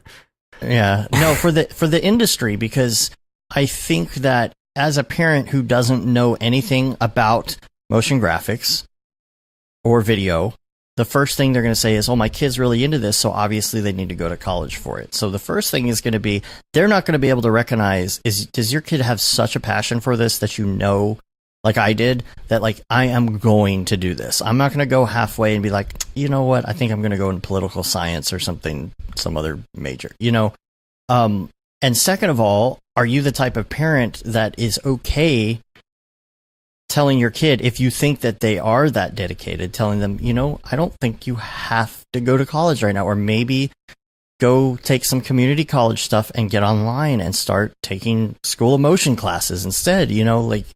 That's really hard to explain to people. Yeah. Because you say, oh, you don't need to go to college, and people are like, what? Yeah. Oh my God. Like, we can't have that. I need to spend $200,000 on my kids so that they can be in debt the rest of their lives. It doesn't apply to every that field. much money on themselves and be in debt the rest of their lives. Yeah. And for what? Especially if they don't finish the field. But like, if you're going to get into a specific field, I feel like it needs to be worth the money. It's worth the money to go to college to be a doctor, because you're going to make that money back eventually. You're going to pay off your debts. But something like this, it's kind of like, well, if you spend all this time trying to get into this really, really great college, and all you want to do is learn Cinema 4D, well, you could pay $200,000, or you could pay nothing, or maybe like $800 for a school of motion class. You know what I mean? Like how do people communicate that, and how is that communicated to kids that are maybe right now in high school that are approaching that place, and how do you talk to parents about that? How do you talk to students and parents about the fact that maybe you don't need to go to college necessarily? Yeah, I think that it's becoming, hopefully, I have a theory that there will be sort of a time in the next maybe 10 or 15 years, especially when like people who are my age right now, when college education prices are just so inflated in the US, that like, when we have kids and, we're going to get ready to send them to college, I guess that'll be longer than 15 years from now for me. But, but like when that happens, I'm going to like be like, all right, like my college degree is like worthless. Like, what do you want to do? Does it really make sense for you to go to college? Hopefully there will be some kind of reform by then, and school will just be a little bit cheaper in the US. But also by the same token, I'd say when I went to the Ottawa Animation Festival last year and the year before, I met all these really great animators, like really talented ones, like on average much better than the ones that I've gone to school with in the US. And I've gone to like two different colleges, two different art schools. I transferred from one before I came here, and they were just like insanely talented animators who were really passionate about what they're doing. And college in Canada is like 1/10 of the price or something of what it is in the US. It's like way more reasonable. So I'm like, why didn't I even look in Canada for college instead? Like I could have saved so much money doing that, and maybe gone to a better college, Yeah. Like maybe not one with as big of a name, but like who cares? Like it's your reel that matters anyway, Yep. And Billy says buy $5,000 worth of School of Motion or MoGraph mentor classes, and then $195,000 in Bitcoin with the extra money. There you go. Nice. There you go. Definitely a better investment. It's so hard to go to it is so hard to go to these either I'm talking to people online, or I've been talking to people, before in front of their kids, and been a little hesitant to say certain things in front of their kids about it, because if you're talking to a parent who really thinks their kid needs to go to college and you start saying they don't need to go to college, the kid's going to be like, really? And the parent's going to be like pissed off that you said that in the first place. So it's a tough thing right now, and going to speak at events like we have a couple times, like at high schools and stuff, saying that you don't necessarily have to go to college, the teachers kind of like freak out a little bit. Even the ones in the motion design classes. I always make sure to mention that design principles, like we've talked about earlier, are some of the most important things that's out there, right? In our industry. And if you don't have those design principles, you're not gonna get very far. And a lot of those design principles you can learn in school, right? And it helps to have at least maybe an associate's in something to fall back on, or whatever it is. So that's one of those things where you really have to weigh your options. You really have to weigh if you're dedicated or not fully to it, like if this is really your passion. Because if it's not your passion and then you end up not going to college, then you're really kind of stuck, because then you're really behind. Yeah. All right, so I also want to talk about BroChain. Oh, nice.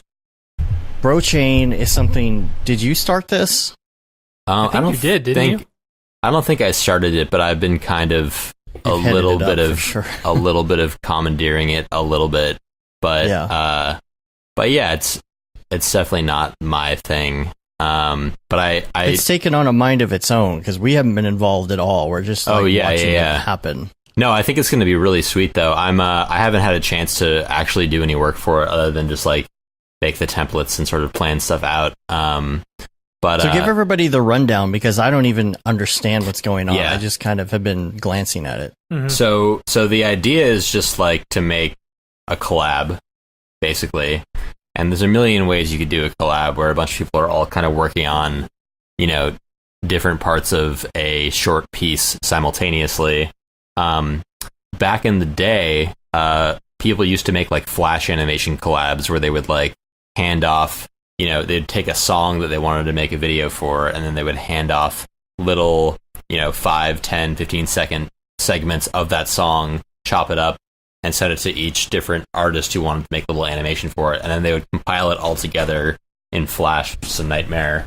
But I thought that what would be a cool way to sort of do it would be, and this is a little bit taking from the Apple ad that Buck did with the iTunes logo and all the different album covers, right? Yeah. Or the Man vs. Machine Nike ad where it's taking the silhouette of the shoe.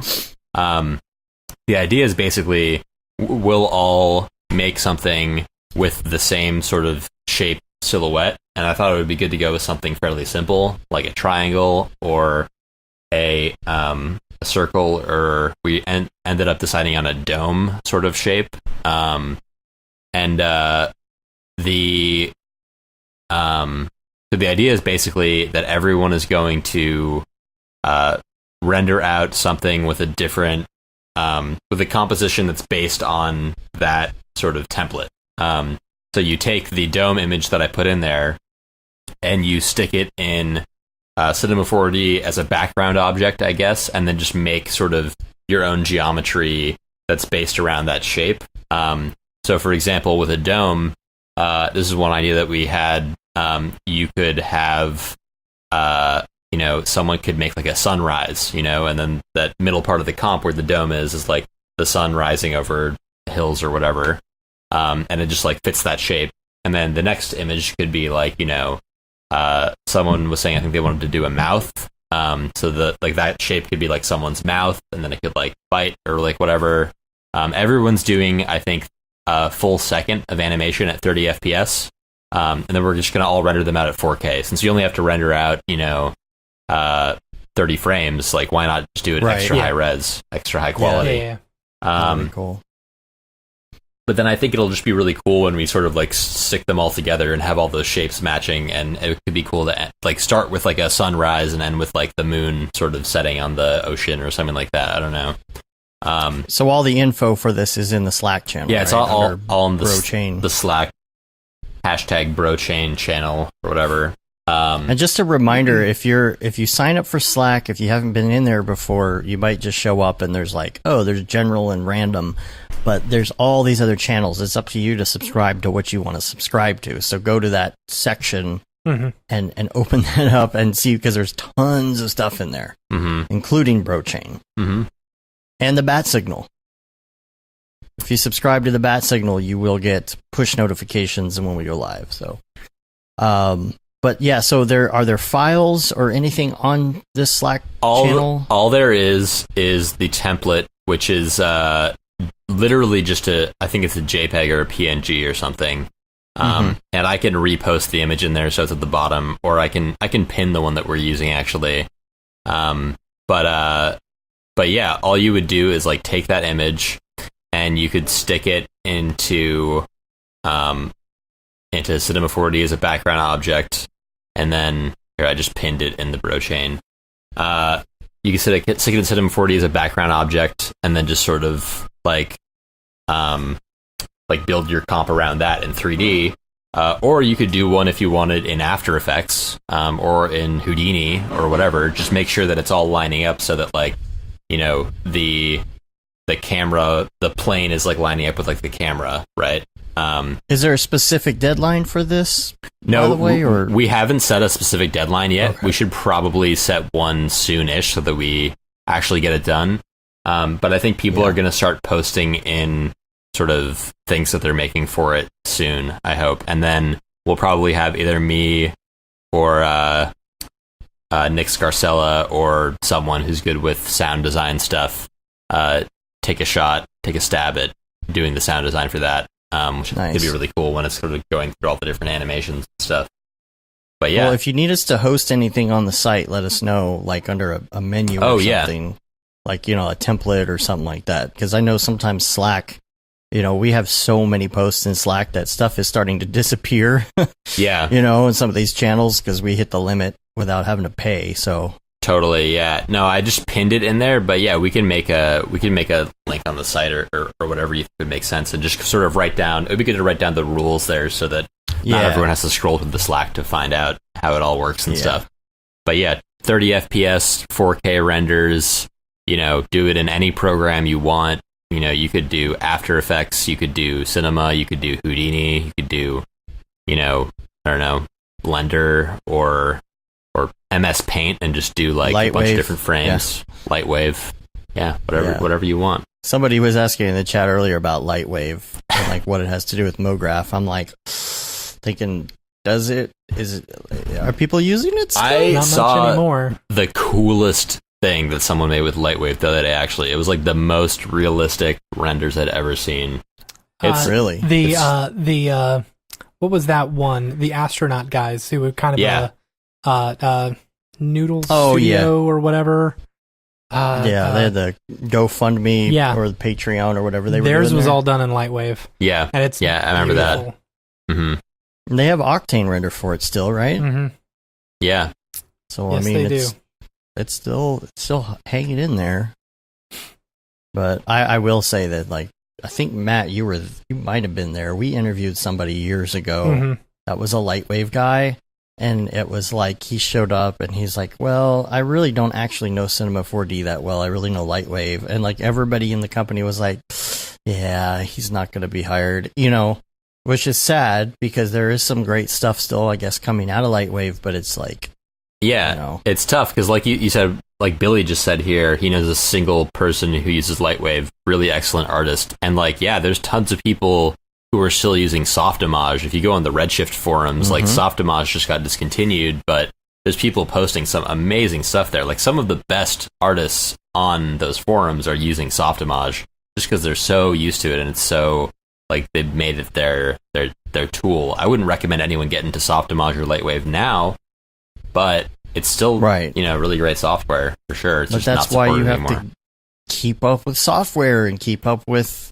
the times, you know, and keep up with, you know, even when it comes to hardware, you know, there's a lot of people clinging onto their Macs just because reasons, and I understand reasons. I love Mac OS so much, but like keeping up with the times, man. You just got to go with what's going to work. Mm-hmm. You know, what's going to keep you relevant. 100%, yeah. If I hadn't moved over to PC, there are some things that I would have really been behind on by this point, because I've worked on some stuff for different people using Windows machines where I'm like, man, like 2 years ago I knew nothing about Windows and settings and all this stuff, and now I'm a Windows guy again, which is crazy. But software, plugins, hardware, even render engines. I know a lot of people love Octane, but at least play around with the other engines. Mm-hmm. Totally, yeah. You know, that's why I want to learn. I think that's like why everybody wants to learn Houdini so bad. You know, you just got to be able. You got to keep up, and I feel like for me, and Matt, you might feel the same way about this. Is that okay? You watch Gary Vaynerchuk videos? Mm-hmm. You know who Gary V is? He's like the social media guru guy that's like super like caffeinated and always talking about, you know, always talking about hustling and all that kind of stuff. He brings up these good points because he talks to people who are in their early 20s, and he's like, oh my gosh, like you could do anything right now. And I feel like that's kind of the deal with that, where the technology was, it was pretty good to where Matt and I could get into it at our age. But once we got to a certain point, there was no time to learn anything else because we were too busy getting a house and getting married and having a family and kids and like, you know, trying to make a living and have a job and have insurance and stuff.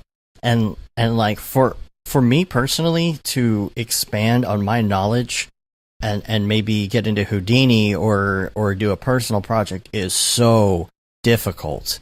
100%. It's so difficult. It's so easy. Like what you did with your project for college, being in college at this particular moment and being able to do that right now is such an advantage because, you know, you're going to be able to, from this point on to be with all this new technology from the get-go is where it takes so much longer for someone like me to get into that because there's just not the time. Yeah.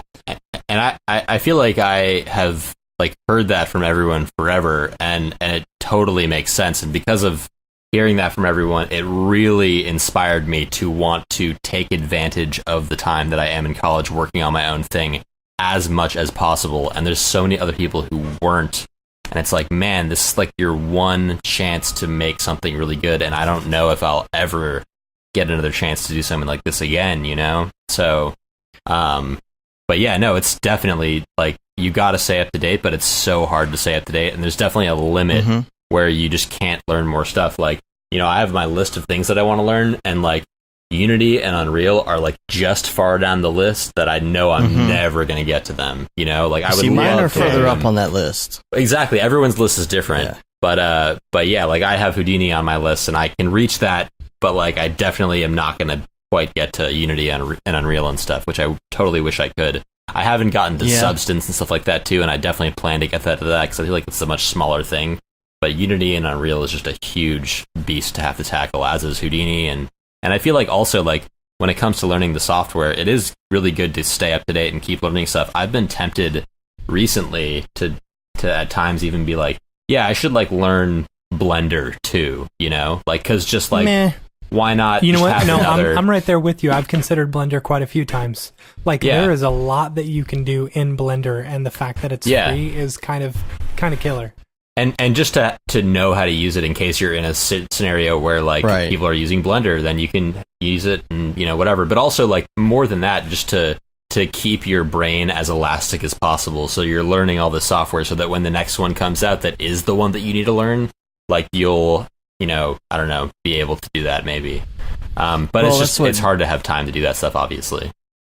I think, you know, like Brandon Clements, he does all these different things. I think he's crazy. He made, man. You know, one time is that the more of these crazy pieces of software you learn, the easier it is to learn other pieces of software that are similar. But for me, like I have this, like, of course, Houdini is one of my big ones, but Unity's really up there for me because I feel like moving forward, 20 years down the road, if I want to be relevant, I have to be in the game engine space too. And that's really important for someone like me who doesn't have the time to learn. I need to get on it now so that in 20 years, maybe I'll have learned it. Yeah. You know? But, you know, the thing is that this generation that Matt and I are in is just getting to a certain age where there aren't any people our age who have gotten to it before. There are some. There are some 50, 60, 70-year-olds using Cinema 4D, but it's not like engineering. You know, engineering, for example, television engineering specifically, I guess, has been around for a really long time. So there are people that have come and gone and passed away that were doing television engineering a long time ago. There aren't 80-year-old motion designers talking about back in the day yet. You know, so now we're just kind of seeing how this is evolving as far as like how much can you keep up with as you get older as a motion designer. We don't know yet. You know? Yeah. And I don't know how Brandon Clements learns all that stuff. Like, I thought I knew a lot of programs, and he is just on another level. That guy's nuts. Let's go to some other topics because we have quite a bit more. I'm dying. Are you? Yeah, I'm dying sitting down. Well, we may have to save. There's one in particular I think we're going to save because it's from an anonymous listener, but they don't have to be anonymous next week. So we're gonna wait because we'll get a little more information on this. So, all right. But there's a couple more topics I wanted to quickly talk about here, and maybe just quickly mention. One is a disclosure of pricing between clients in a contract, and I was thinking about this week. It's I think you would, and a lot of people would agree with me that sometimes you have older clients that you're giving a better rate because they've been around for a long time, and you kind of lock in the rate. You have newer clients that may be a different rate. You have, if you listen to the episode where Barton was talking about how you price things per project and not necessarily based on days or hours, there is a difference between projects sometimes. Sometimes you have someone hit you up and you give them a price, and another project would be similar, but it might be a different price.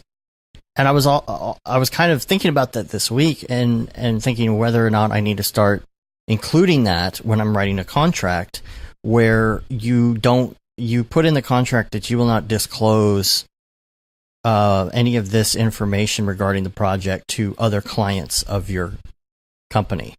And it can be listed in a subtle way, but is it important that you write something like that into a contract and say, you know, you won't talk to our other clients about our process or pricing or anything else? Because I would hate for a client to come back and say, well, you charged them X amount for this thing, and ours was simpler than that, and you charged us more, because they don't know the reasons.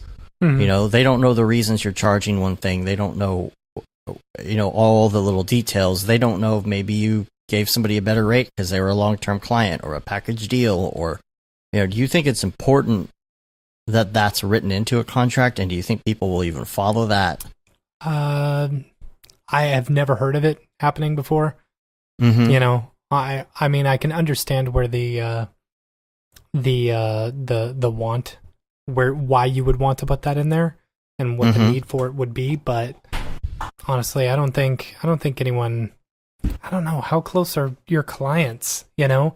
I don't think I've ever heard of that many of clients talking to, you know, being like, oh yeah, I use them, they charge me this. I don't know. It was a shower thought. Yeah. It was a shower thought, and I know maybe it's a good topic of discussion for the Slack channel or something. But if anybody has an opinion on that, like on Slack, I would love to hear about that, because, you know, the thing about contracts, and when you do contracts, is that you prepare for all the different possibilities of what can happen, right? All the contingency, like, and a lot of times it's written into a contract because you've had that problem before. You know, for instance, what happens if a client just kind of, you're in the middle of a project and they kind of flake. They don't disappear, but they're like, oh, we're waiting for this and we're waiting for this. And like a month goes by and you're like, dude, let's finish this out and get this invoiced, and they're just dragging their feet. There's a contingency. There's something in our contract that says, if you take more than 30 days on delaying a project, we're going to invoice for where we are at the moment until we finish. So writing these contracts is all about what's happened to you before, thinking ahead about what excuses people could possibly have for something. For like, we have something in our contracts that says, even if you don't use this video for its intended purpose, you still have to pay. Because how many times have you seen, clients from hell.net where they're like, well, we didn't really use this video that you spent a month on, so we don't think we need to pay you for it. Mm-hmm. And I don't think that any of our clients would do that. I hope we would have, enough sense to judge, these people's character before we get into it. But you've got to think about that stuff. And so, again, that's just one thing that crossed my mind this week. Yeah. So we how long have we been going? Like 2 hours? 2 hours, yeah. Okay, so we may cut some of this because we have way too many topics here. Yeah. We are following a saga with one of our listeners, Matt Rittman, who... Yeah, this is a really crappy situation. It sucks, man. And so he...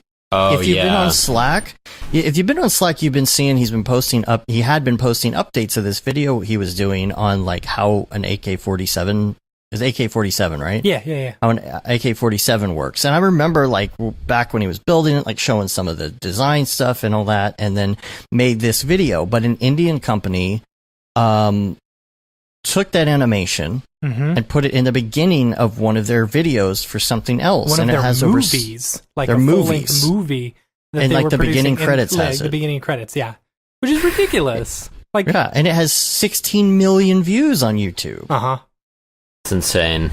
So the thing is, they have it set up to monetize, right? And so he sent a thing, said, no, you're violating my copyright. Like, this is my animation, and YouTube took it down. And then, of course, the company was really pissed about that. They're like, well, we don't get to monetize on it now. And they actually sent something, saying that they own the copyright and that they're going to sue him or something because he did this. And it's like, wait a minute. Oh, there's the French monkey. Now the French monkey. We're going to have to talk to you pretty soon on the show, French monkey, because we want to talk about the situation with piracy and not doing the dailies. But anyway, so the deal now is that you can kind of counterclaim on YouTube, which I've dealt with before. And here's the problem with counterclaims. Here's an example. When we posted the stuff we did with deadmau5, there's a lot of deadmau5 music in it, right? And I literally asked him in person, can we use your music in this video? And he said yes. He said, if there's an issue, just let me know. So you get on YouTube, and the problem is that the algorithms find all this music by themselves, and the copyright things all happen automatically. And I wrote to YouTube, and I'm like, no, this music is legit. So we have permission to use it. We have permission. I'm like, literally, we got the permission verbally directly from this person. And they're like, well, no, they can't. Like, so I countered it. And then they came back and said, no, we still don't believe you actually had permission. So you have two options. Either you can run this without ads, which I'm fine with because we stopped running ads on our YouTube stuff shortly after anyway, or we may end up taking it down and you're going to get a strike against you. So I was like, fine, if you got to run your own ad, that's fine. And so I kind of backed off because it didn't matter in that case. But in his case, it's a whole different situation. It's the fact that he has no good legal recourse, and that's really kind of crappy. Because what YouTube wants to do with the counter right now is they want to have proof that he has gone to a lawyer and started some sort of suit, some sort of lawsuit, before they'll take it back down. They need proof of that. And that sucks. Yeah, it really does. It really does. Oh, man. Did you see that Restream just said ready and waiting for new messages? It got rid of all the messages? It's not pulling in the chat anymore. That's all right. We'll keep going. So it's like, what do you do in that situation? Do you all of a sudden you have to pay a lawyer? You know, and one of my suggestions was go to small claims court and file a small claims thing somehow just to get it going, so YouTube has some real evidence that you're actually doing something that's legal and on paper. Right. Because their problem is that people do these claims and they're just lying, you know, just to mess with people. You know, so I start thinking about it, and I'm like, man, there needs to be some sort of service for people who are in this situation besides just like talking to YouTube and getting a lawyer. There needs to be somebody who can actually help connect to the right person, because if you talk to somebody at YouTube directly on the phone, which you can't do, but imagine you could, and you said, look, I made this animation. Here is all my behind the scenes stuff. Like, I worked all this time on this, and I built this entire thing, and now this Indian company over here, who is in another country, so it makes it even harder, you know, legally.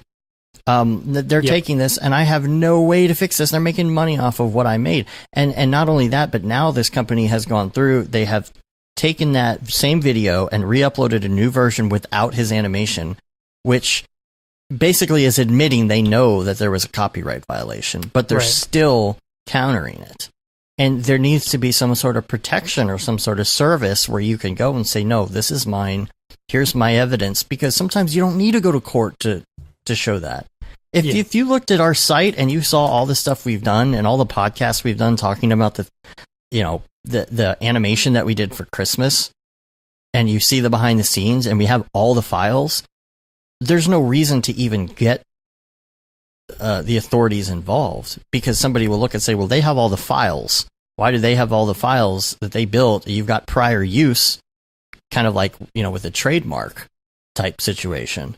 Like, it seems like this brings up the fact that there's a need for something to help people in this situation, because the Matt's option in the Slack, it's like, I don't have thousands of dollars to go to a lawyer and start fighting this now. What do I do? And no one really has a clear answer. Yeah, Anyone? It's a super crappy situation. I mean, I have no advice. My advice would be to rally the troops and get people to, you know, I don't know. Yeah. Post it on Twitter and get some sort of social networking campaign against these people. But, you know, I think it's interesting that they re-uploaded their stuff with his section cut out. Yeah. Know? This seems like this should be like a big case. Like, I feel like you could find a good lawyer who is interested enough in this that he wouldn't make you pay a ton of money up front. But I have no idea. I don't know anything about the legal stuff. But if there was someone specific for this stuff, they would see this and see the potential there for, you know, a big lawsuit or whatever. Mm-hmm.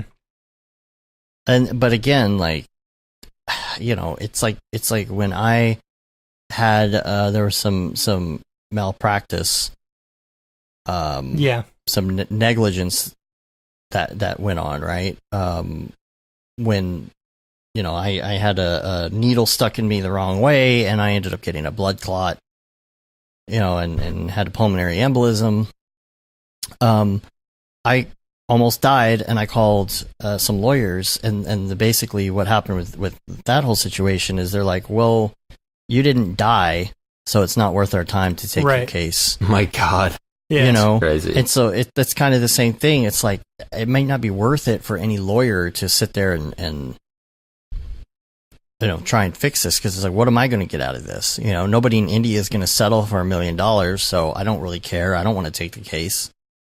You know, so what do you do? Is how, you know, because honestly, maybe just, I mean, it doesn't need to go to court. Like, basically, this just needs to be shut off. It's so simple from our standpoint. We're looking at it saying, we saw him building this, we saw him release this. All of a sudden, it's playing in a film in India with like a little grunge over it.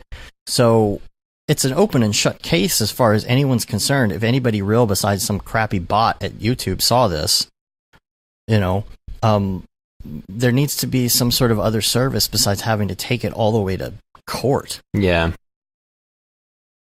Yeah. I don't know. You could try to. Sorry. Well, let me read this before it disappears because the chat's being weird.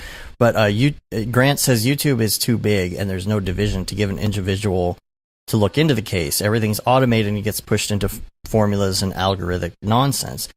And that's the problem. It's bots instead of a human that could say, look, even if you can put a human on the secondary level, on the second tier support, to where, once it becomes like an actual big debate, because I think there's a lot of people filing claims just to mess with people, but like there needs to be something. And I guess I'm beating a dead horse at this point because we don't have an answer, but Yeah, I agree. It's definitely a YouTube problem for sure. Well, if anybody has a good idea or is looking for a good idea for a business opportunity, yeah, this would be a good one right here. So, let's move on because we're getting up there on time. And Matt's dying. I want to talk about the California thing, the new laws in California, but I think we're going to save that. Yeah, let's save that to next week. That'll be a really good topic next week. But I do have links, and I have a lot of them. And so, I don't know if anybody who listens to the show has even heard of the old podcast I used to do back in the day, which was fairly popular back when podcasts were new. I did a segment called Dave's Links. And these are links that we don't have to sit here and discuss in detail, but if there's something interesting, we might talk about it for a second. I'm going to use the old jingle. I'm actually going to edit, Matt. Ooh. Actually going to edit. I'm going to put in the audio clip right here.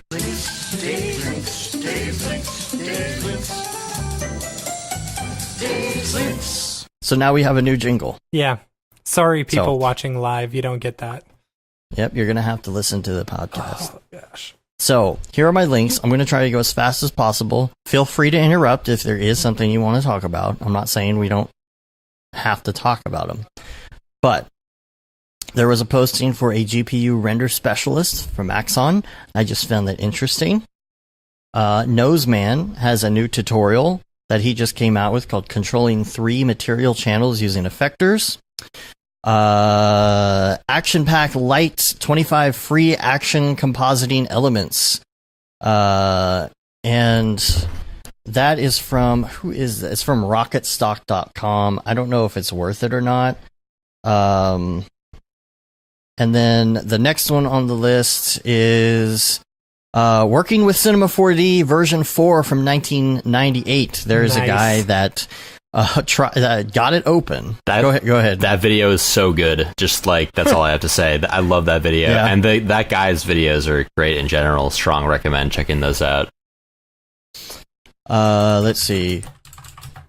Free espresso camera rig. Raid Zero posted this. Free espresso camera rig for Cinema 4D. This is on devinjames.com. 3D Dosh 3D. I don't understand. I don't know. Sometimes I don't understand my own notes. Low poly people volume 1 model for $149. You get this pack on Turbo Squid, these low poly people, but they have some free stuff if you go to their site. I'll try and I think I'm missing a link for some reason, but let's see. Oh, I see the difference here. There's actually, okay. I was confused because I had these in my notes from last week. I think you sent me this actually, Chris. This is yeah, because we were talking about the people. Yeah, the people. You were saying I want to get just a bunch of people for like $100, and this is kind of that, but it's $150, and they're low poly. So the one I was thinking of was another link that I have here, which it's funny if you watch the video that we did for the holidays, and he pours out the 4 people out of the little package, the lawyers and accountants and stuff. It's the 4 free people that you can get from this other website. I got a link to that. These 4 like photo scan people, but they added a freebie because they're adding animated people now, which is pretty cool. So this is like animated photogrammetry. So I'm not sure exactly how they're doing this, but like they have like little pre-animated people, and I'm thinking that it's like animated polys, you know, so these aren't keyframed rigged people. This is kind of like animated FBX, you know, or Limbic type deals, but like there's this woman who's animated, so if you want to try it out and see if you want to buy some of their other animated people, it's worth a shot.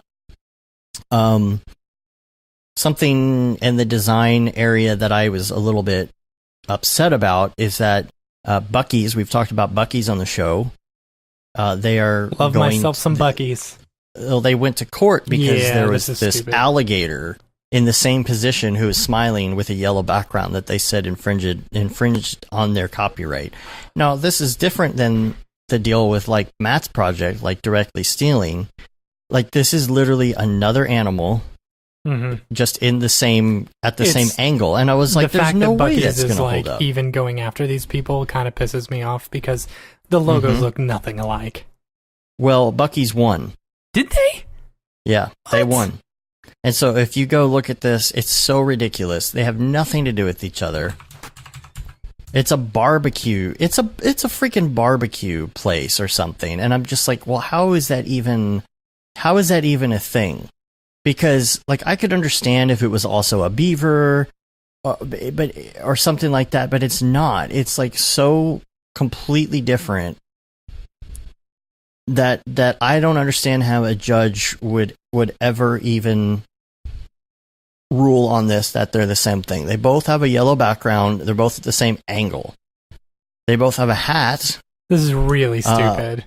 The alligator one, I don't know, doesn't...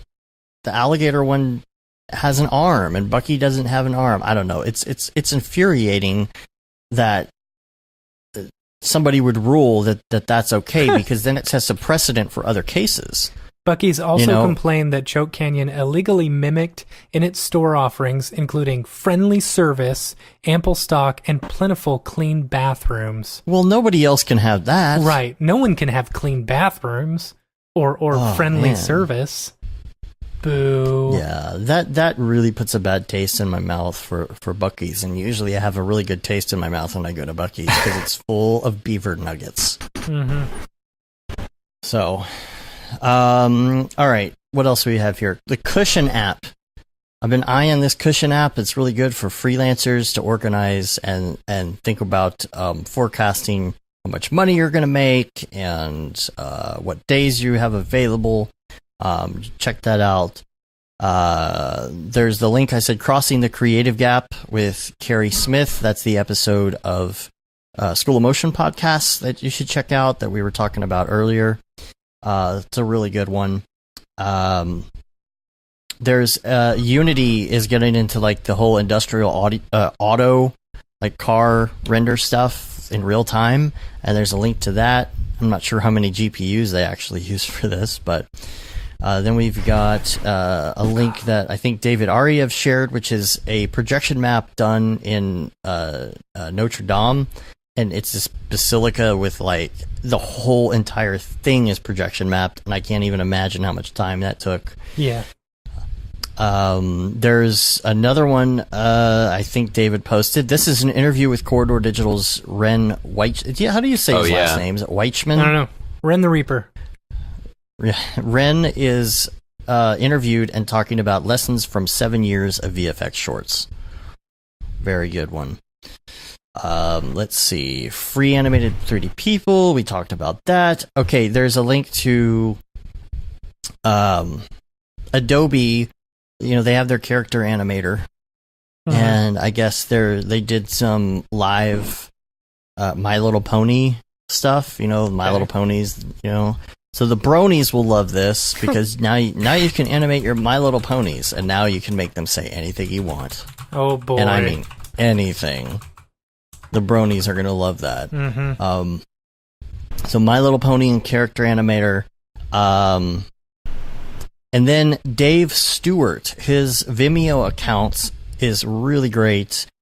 I think I posted in the Houdini channel this week this octopus sand thing that he did. It was just like crazy good. And it's pretty cool. His whole channel is like full of now the one thing that bugs me about that octopus thing is I feel like it's, now don't get me wrong, it's absolutely gorgeous, you know, and it moves really cool, but I feel like the octopus's head wouldn't be like dragging behind everything else, you know? I feel like its head would be more I don't know. upright. It depends on if he's alive or not. Yeah, maybe. You know, it could be dead octopus. I don't know. So, there's another link to how to build the best PC setup for GPU rendering, Octane Render, Redshift, etc. It's got Tom Glimpse, and who else is in it? Is it the French Monkey who's in it? French Monkey, let us know. No is idea. that you who's in that? It was Tom Glimpse and two other people, and now I can't remember who they are. I guess I could open the link, but that would take effort. So there's a lot of people who do ask, okay, I want to get into GPU, I want to get into doing Octane and Redshift. What's the best setup for that? So this is a really great, they kind of do like this PowerPointy thing and go through it, talk about it. So, and that wraps up the links. Dave's links. That wasn't bad, right? Nah. That was quick. All right. Now for the part that you've all been waiting for. There's more to the show. Oh, People's people. dang, I am dying here. People's people, where'd you get that people? People's people, what's up with that guy? All right, so take out your Beeple viewer of choice, and we're going to go to May 20th, year of our Lord 2018. And we're going to open this one here. This is called Alexa 1. What day again? May 20th, year of our Lord 2018. It's funny because you do that every single time. It's really funny. Well, because you say, I get, bring out your Beeple viewer, and then I start to do the Beeple viewer, and then I it's forget just what fun. day. I get to say year of our Lord 2018. Yeah, twice. right. And I like Always. saying So stupid. that. So, I like this. This is like Alexa 1. straight up, like, it looks like a really good ad. Yeah. So, okay, so he's been doing these VR things, Mhm. and then he went from the VR stuff to like these ocular implant things instead of VR. And so now this is like an Alexa ad for this. So I'm almost thinking like maybe Alexa 1 is like an AI robot of some sort. So the question is, is this on the new planet, or was this something that was going on before the other planet started to have its issues? I think this is before the other planet. Now, here's what I'm curious about. It says pre-order starting June 20th. Now, does that mean that, like, I think he needs to do one on June 20th, a daily? Mike, if you're listening, you should do this. On June 20th, your daily needs to be like a takeover of the Alexa ones, like the aftermath of what it looks like after the Alexa ones have taken over. Lots of them. You can use a lot of cloner. You could use Octane scatter object of Alexa 1s. Oh boy, my echo's going crazy right now. Oh, whoops. Our bad. I don't know. I think this is really cool. I think this might not be a daily, and it's just a real ad. Right? He's like, here's some yeah, right? actual work that I'm just going to put out as a daily. Yeah. Whoops. We'll see a month from now. And did you notice that the thing with the eyeball, like the bottom of the eyeball is like slit and like over the metal? That's super creepy. Oh, yeah. That's weird. It's like that's the part that goes into your brain, weird. like slices your eyeball and like attaches to you. Yeah, but I don't So think... do you think... I think the Alexa one is I don't know, is it a robot or is it like an eye? Well, the other ones were these ocular implants, so I'm trying to figure out, like, is this something you put over your face, or is this an AI robot? Yeah, I think it's an AI robot. I don't know. Okay, so do you think the AI robots take over, like in a Westworld type situation? Is that what happened to the old Earth? Probably. Or do you think something else happened? Maybe. I don't know. I think something else happened, and I'll tell you why. Because of the next one we're doing, which is May 24th. So on your Beeple viewer of choice, go to May 24th, and I'm going to tell you, I have a theory on what happened to the old planet. Okay. Because this one is called Critical Mass.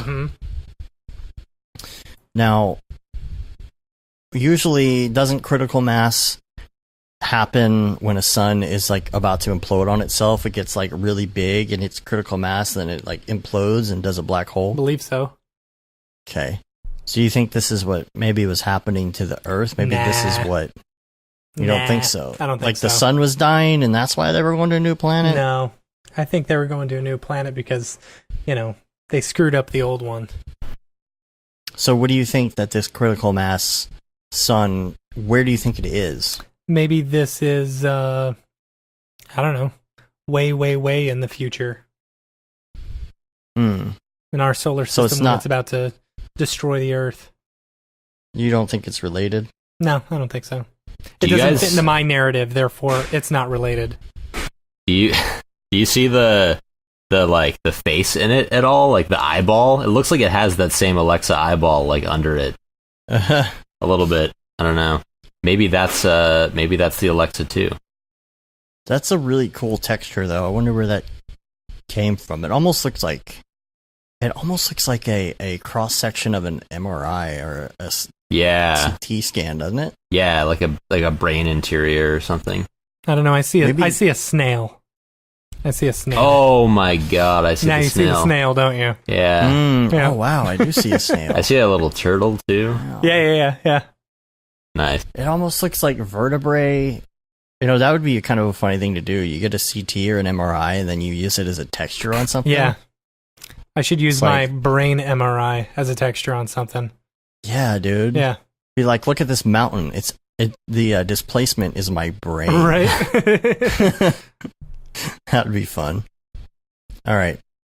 Last one we're going to do is May 27th. It's called Checkpoint. I think this was yesterday. I thought this was pretty fun. Ooh. I looked at this originally and I was like, are there a lot of cloners? Like maybe some of these are cloned, but a lot of them are different. And so I don't know if this is like a kit bash scenario, or what's going on here. I'm sure it's a but cloner thing. Yeah. It's called Checkpoint. Mm-hmm. And so I was looking at it, and it is interesting. It's almost like a maze. Like if you look, when you play a game, you go through a maze. Like you can't really get through in a video game anywhere except where you're supposed to go. Uh-huh. So you have to kind of follow that path, and that's how you get to the different checkpoints within the game. Yeah, maybe. I can So see I that. thought maybe that was a possibility why he called it Checkpoint. But I can't exactly make out what some of this is because there are these like diagonal pieces on all of these, Mhm. and it's like it's a building, but they're not because Right. they're open. Are these? Yeah, it's almost like in a dream when you see something that you see in a normal life, but it's just slightly askewed and weird. Yeah. Yeah, It's it was like a not building, normal. but it wasn't. So Right. you were there, but it wasn't you, and Right, my house, but exactly. it wasn't my house. It looks like he almost like did like a pass over it with like some of the Google Deep Dream like processing or something like that. It's like really, really eerie kind of post effect he has. There's these kind of circular slots, almost like rocket ships were or missiles were parked next to these at one point because of the way there's a curvature with the little rails, as if these were, I don't know, for something that was tall that was docked right next to it. Mm-hmm. Maybe it's something from the Emoji Wars. Maybe. I Yeah, don't know. Anyway, any other thoughts on that? that's about all I got. All right. Well, before we take off, we do want to do the little segment that we do with our guests called Brograph Recommends. And luckily, I think that you've actually done your homework on that. I this did time. finally. You're finally not taking somebody by surprise with this one. So Yeah. Okay. Wait. So let's do. I still need you to run through the list. Sure. Yeah. So first one all right, is. so first one is favorite movie. All right. I don't have like a good sort of one-off answer for it, but I have just like a handful of movies. I really like the like early 2000s sort of CG, like the crappy CG that you get in like the Matrix, like the Harry Potter movies, like the Star Wars prequels. I was watching Harry Potter, the first one, yesterday and the day before. No way. I was talking to my wife. I was like, "Look how bad this is. It's like, so bad, but I love terrible. it. I love how it looks too. Like I don't know why. There's some nostalgia there, but nostalgia, I don't know. I just love that. It's like I feel like a lot of those used like mental ray and like just like had some weird sort of like it was like before they had like good like subsurface scattering and stuff like that. It's like when you watch Toy Story 1 and you're like, man, I could totally do that. Oh, and you watch Toy Story 3 and you're like, oh man, that's so good. I know. I could never get to that level. Yeah. But yeah, anyway, so my list that I made is like The Matrix, Shrek, The Incredibles, like so you have some animated stuff, and The Matrix is just like a classic, you know. The classic. The Dark Knight is a movie that like even though it's just super mainstream, I just love like for Christopher Nolan how he just in that movie makes it so that every moment of it is like incredibly entertaining. It never gets boring for part of that movie. I really like the movie also. Inglourious Bastards is like my favorite Quentin Tarantino movie. I feel like it's just like a step above Pulp Fiction. And I just love the sort of interweaved storylines. It had that whole other level to it beyond just like the Bastards that I thought was great. And then two other silly last movies. One is World's Greatest Dad. Have you guys seen this movie? It's by Bobcat Goldthwait. I'm pretty sure he's the director, and it's Robin Williams. Great movie. The first day I watched this movie when I was in high school, like around the time it came out, I was like horrified. And then the next day I like woke up and was like, wait a minute, like that movie was actually really funny. It was just like super dark humor. But I strongly recommend checking that out. I think it's on Netflix still, maybe not. And then the last movie I had was that movie. This is definitely not one of my favorite movies, but just it has a special sort of place in my mind. Is that movie Crank? You guys remember that movie? Just like ridiculous. That sounds so familiar. I have ridiculous. Heard of it. I don't think I ever saw it. It's just like a really over the top Jason Statham action movie where like the plot is just that he got poisoned and he needs to keep his adrenaline going or he'll die. So it's just him doing insane stuff the entire movie. I don't know. Those were just some that I kind of thought of. So those are my movies. But yeah, man, I forgot about that one. I do remember that. It's fun. Check it out again if you get the chance. All right. Well, favorite music. Oh man, this is gonna be long because you are a big music guy. Oh, we didn't even touch on this, but you have created some really, really awesome music. In fact, our new demo reel that we will eventually push out maybe in 2019 actually uses your music as ours. Yeah, you guys send me your music. Send me that. It looks awesome. I'm excited to see the final. But yeah, thank you.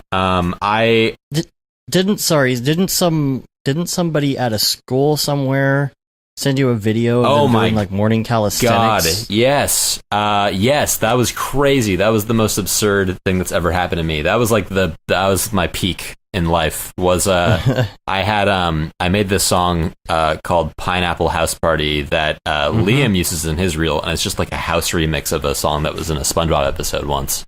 But I got sent randomly on Facebook this video from this kid, and he sends me the video, and he's like, hey, Tokyo Megaplex, like, this is a video of us doing our like daily band warm up, like practice to your song, and it's just like a video of all these kids like stretching, like and like doing this dance to the song that I made, like all these kids in a high school in Georgia, and it's just so absurd, but and they get it off your SoundCloud? Yeah, they got off my SoundCloud, I'm pretty sure. Okay. We'll link to that in the show notes too.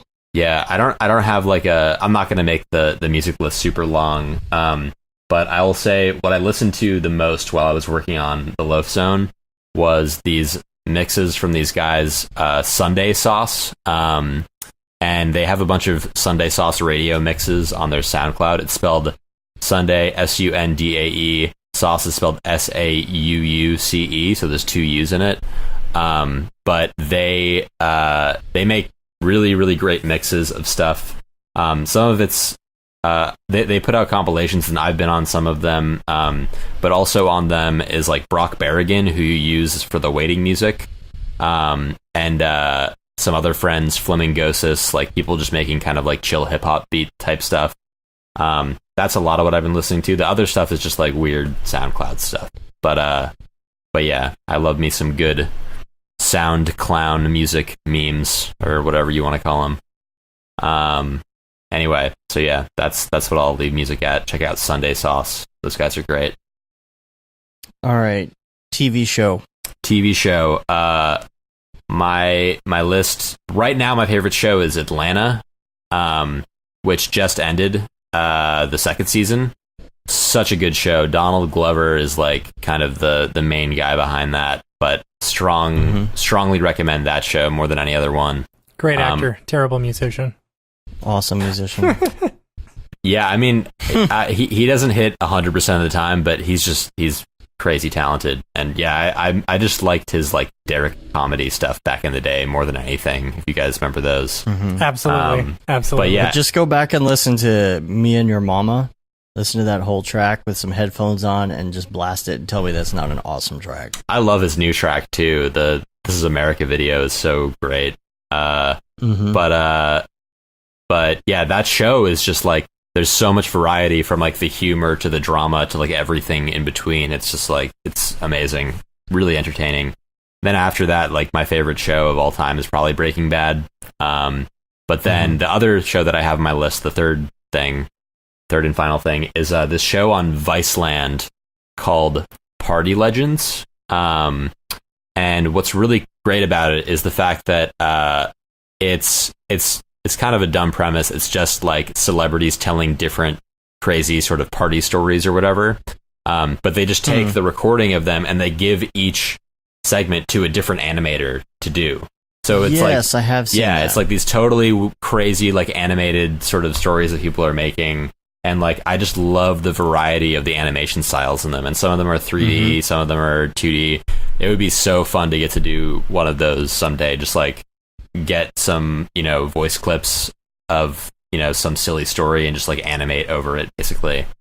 It's like that, I think you sent it to me, which was funny because I had just seen it the day before on my YouTube suggested list. The Simpsons steamed hams. The steamed hams collab, yeah. Yeah. That one's amazing. Yeah, with every shot was a different animator. Yeah, no, it's so good. Yeah, definitely check that out if you haven't. But yeah, no, I just like the variety, and I love how like everyone is just made by one person, so you can really feel that person's like style and their like soul going into that project. Whereas with a lot of TV stuff, it just feels like this is Cartoon Network, or this is like, they sent out these storyboards to Korea and then they animated them or whatever. I just love the independent animation stuff, and that's kind of a cool show for that. So if you haven't seen Evil Genius on Netflix, oh my gosh, like seriously, go watch it right now. I haven't seen that. I saw it come up and it looked cool. I need to check it out. Yeah, I haven't seen that. It's done either. so well, and it's on such a great topic. Like back in 2003, you've probably heard a snippet about this before, which I had too. The pizza delivery collar bomb guy that robbed the bank.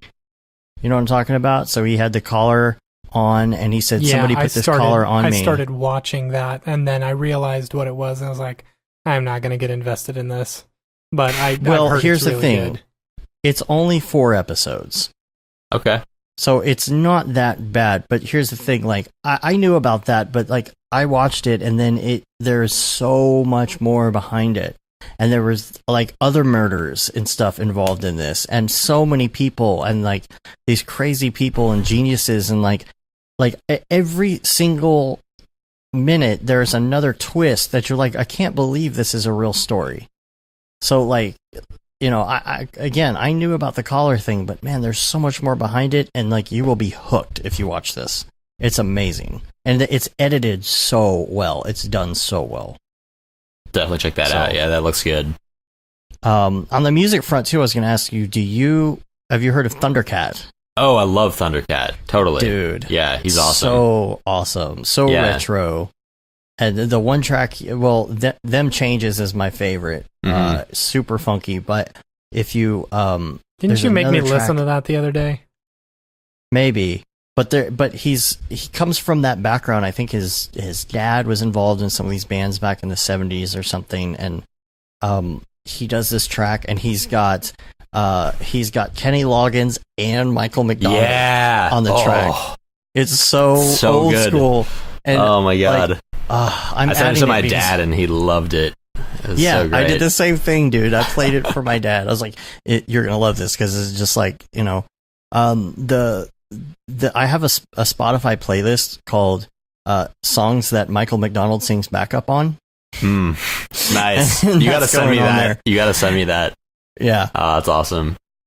Oh man. Yeah, his you got to check out the video for his song "Walkin'" on YouTube. It's just a really dumb video with really dumb After Effects stuff in it, but you'll like it, I think.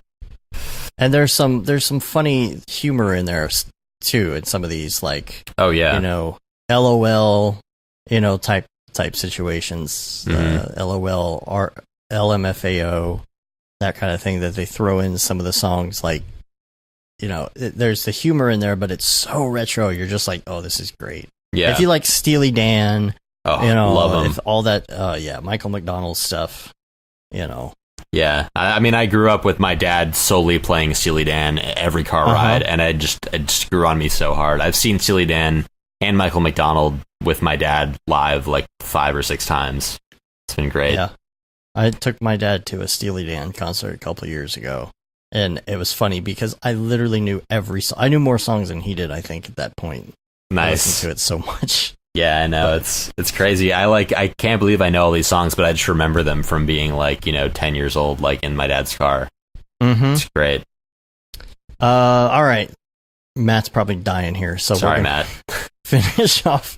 All right. Yes, I am. favorite podcast. Well, obviously, Brograph, but Right. but since I can't say that, I mean, I listen to mostly like sort of like animation industry stuff podcasts, like Brograph, School of Motion, and Grayscale Gorilla, and Alan McKay are probably the 3 other ones.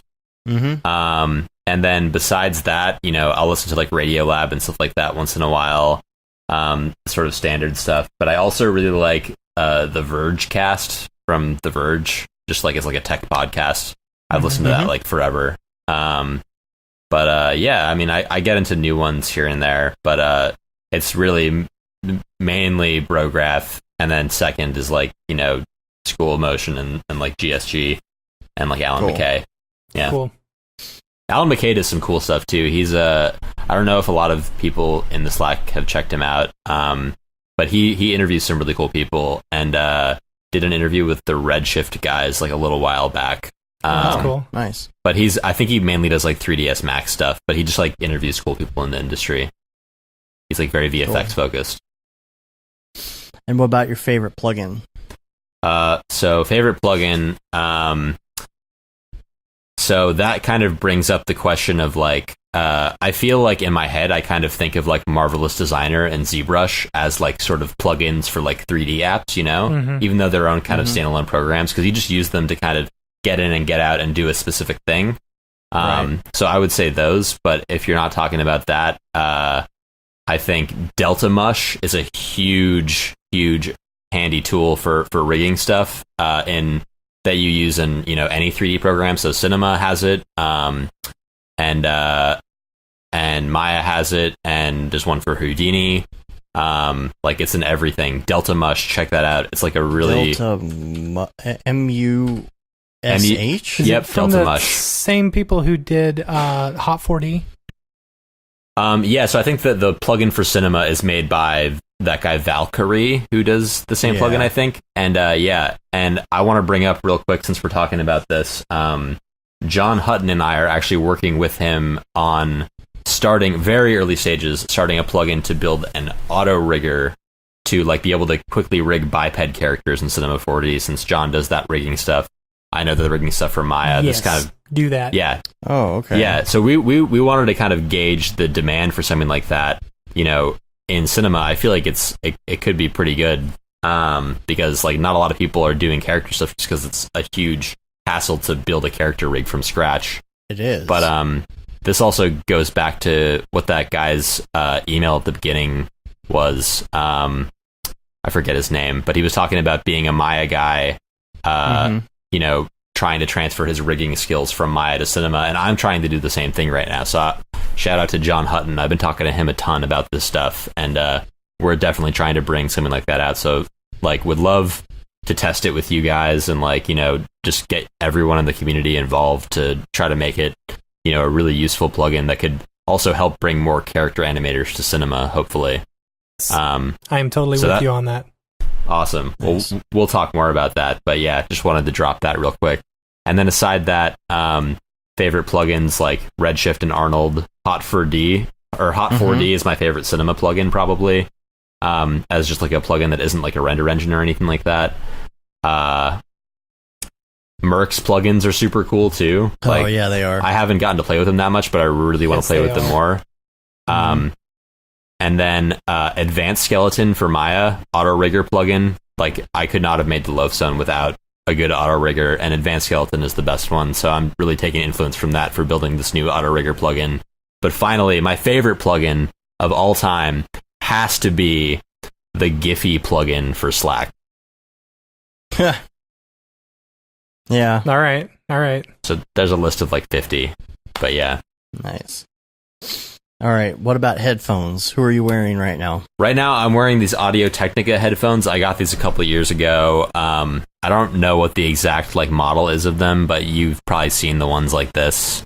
Yeah, very familiar. They're good. I like them, but the real best headphones, in my opinion, even though they're crappy, are just like the Apple EarPods. Like I just wear those everywhere. Like especially if you're somewhere like New York where you're taking the train everywhere. Like it's just great to have some headphones to walk around with, and you know they're just cheap headphones. Like because you want to be able to hear through them as well. Yeah, you don't want yeah. noise canceling if you're walking around on the street. It's more so just because then they fit in my pocket if I'm going on like the, you know, the subway or whatever. I don't want to have to carry a bag with my headphones or whatever. If I'm in my room, I'm always wearing these things, you know. Right.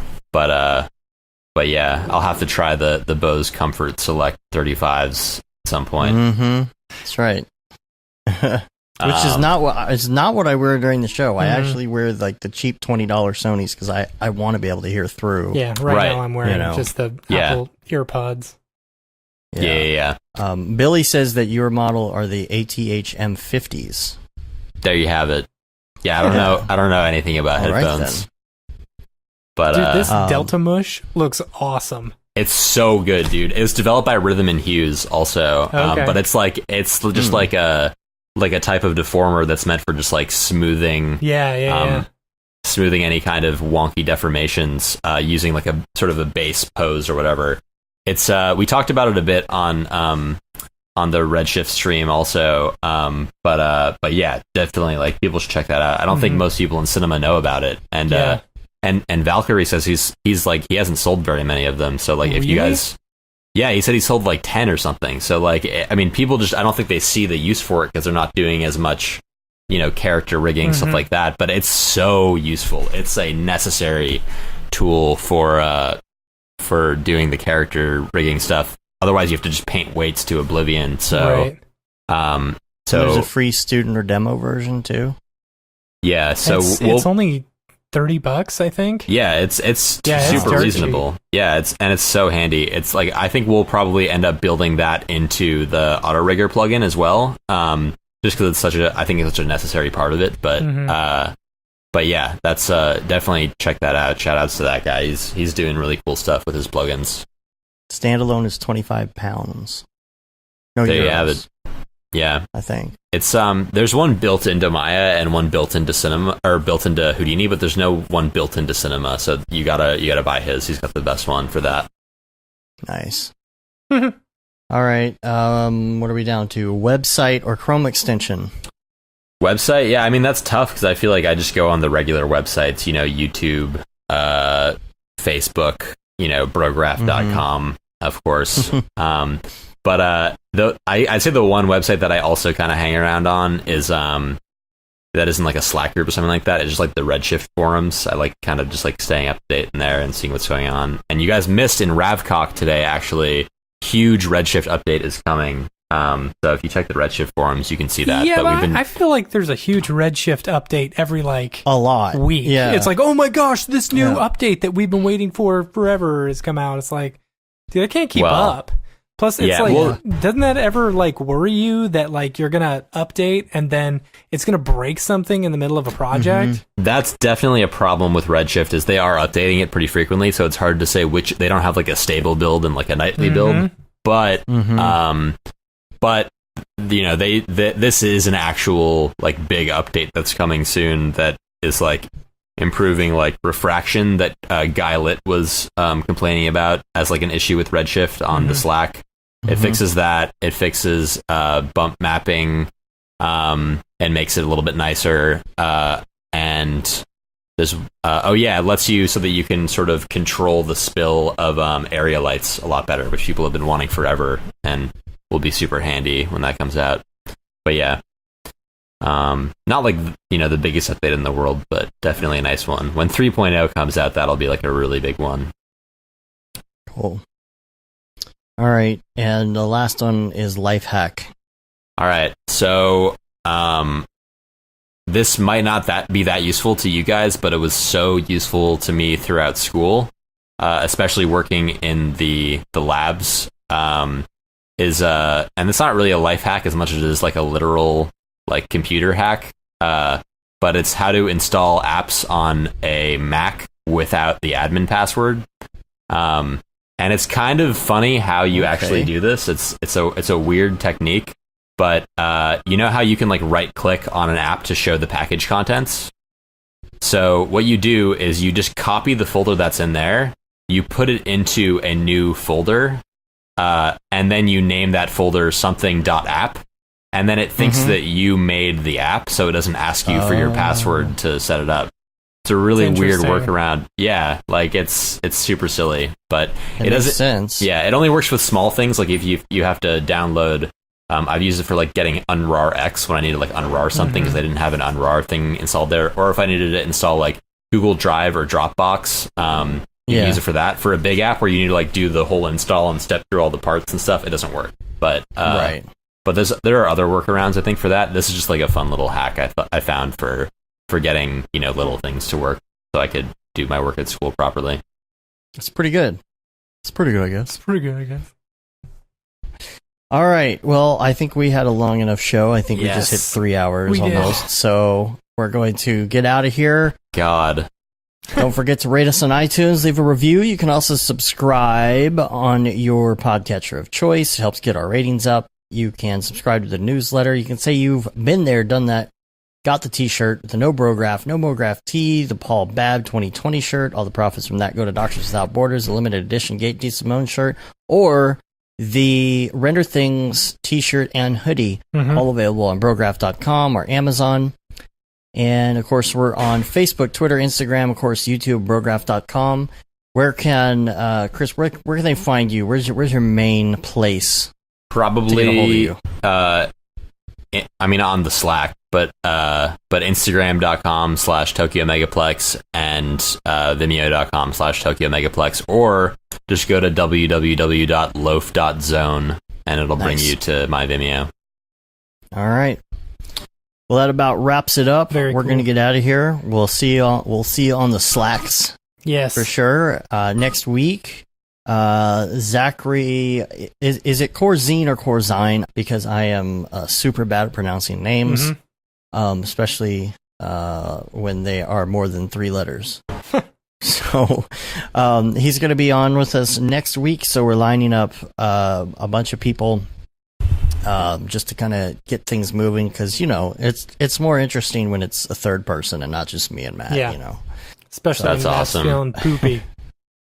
So we're going to get out of here, and until next time, I'm Dave. And I'm Matt. And I'm Chris. Have a good one. Later, bros.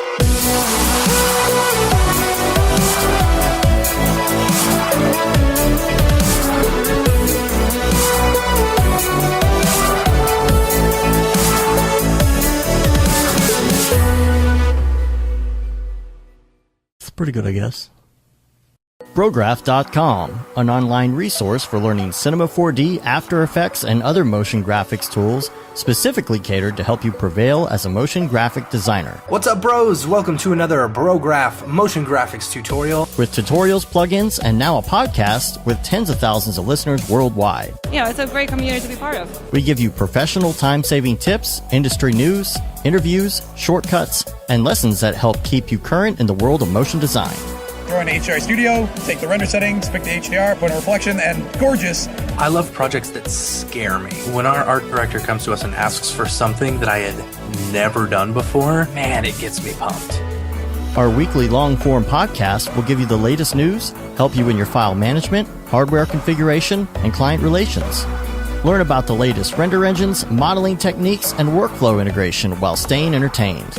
Real nice banana. Ah, that's so funny. All right. I'm going to live forever. Our Brograph Talks are a chance to see the way industry leaders from around the globe are changing the face of motion design. Sometimes you got to make stuff that you're not going to put on your reel, and I'm not here to judge. The podcasts and talks include people like Beeple, Barton Damer, Nick Campbell, Andrew Kramer, David Ariev, Chad Ashley, Paul Babb, EJ Hasselfrost, Mitch Myers, Chris Schmidt, Jules Urbach, Cornelius Dammert, David Brodeur, Andy Needham, Caitlin Kaju, Zubair Parker, Noseman, Ryan Bean, Casey Hupke, Nick Lyons, Sage, Joey Korenman, Jeremy Cox, Rick Barrett, John Dickinson, Matthias Omotola, Patrick Goski, Brandon Clements, Steve Teeple, Tom Glimpse, Patrick Longstream, Julia Simone, Devin Coe, Al Heck, and even Deadmau5. You get that render done. Yeah, you better frame what? Our Brograph breakdowns go behind the projects and give you an insight on what it's like to manage and maintain your own personal business or work for a large company. Join us for live sessions, check out our useful plugins, watch time-lapse projects, interact with us, and send us email questions and topic ideas. Or just hit the Rando Render button and do an imaginative daily that'll keep you on your toes. Take all your dreams and let's do it! Subscribe today and get automatic updates on the latest tutorials, tricks, tips, and inspiration brought to you by industry professionals Dave Koss and Matt Milstead. We don't care how you get here, folks. Just get here. Subscribe now to Brograph Tutorials.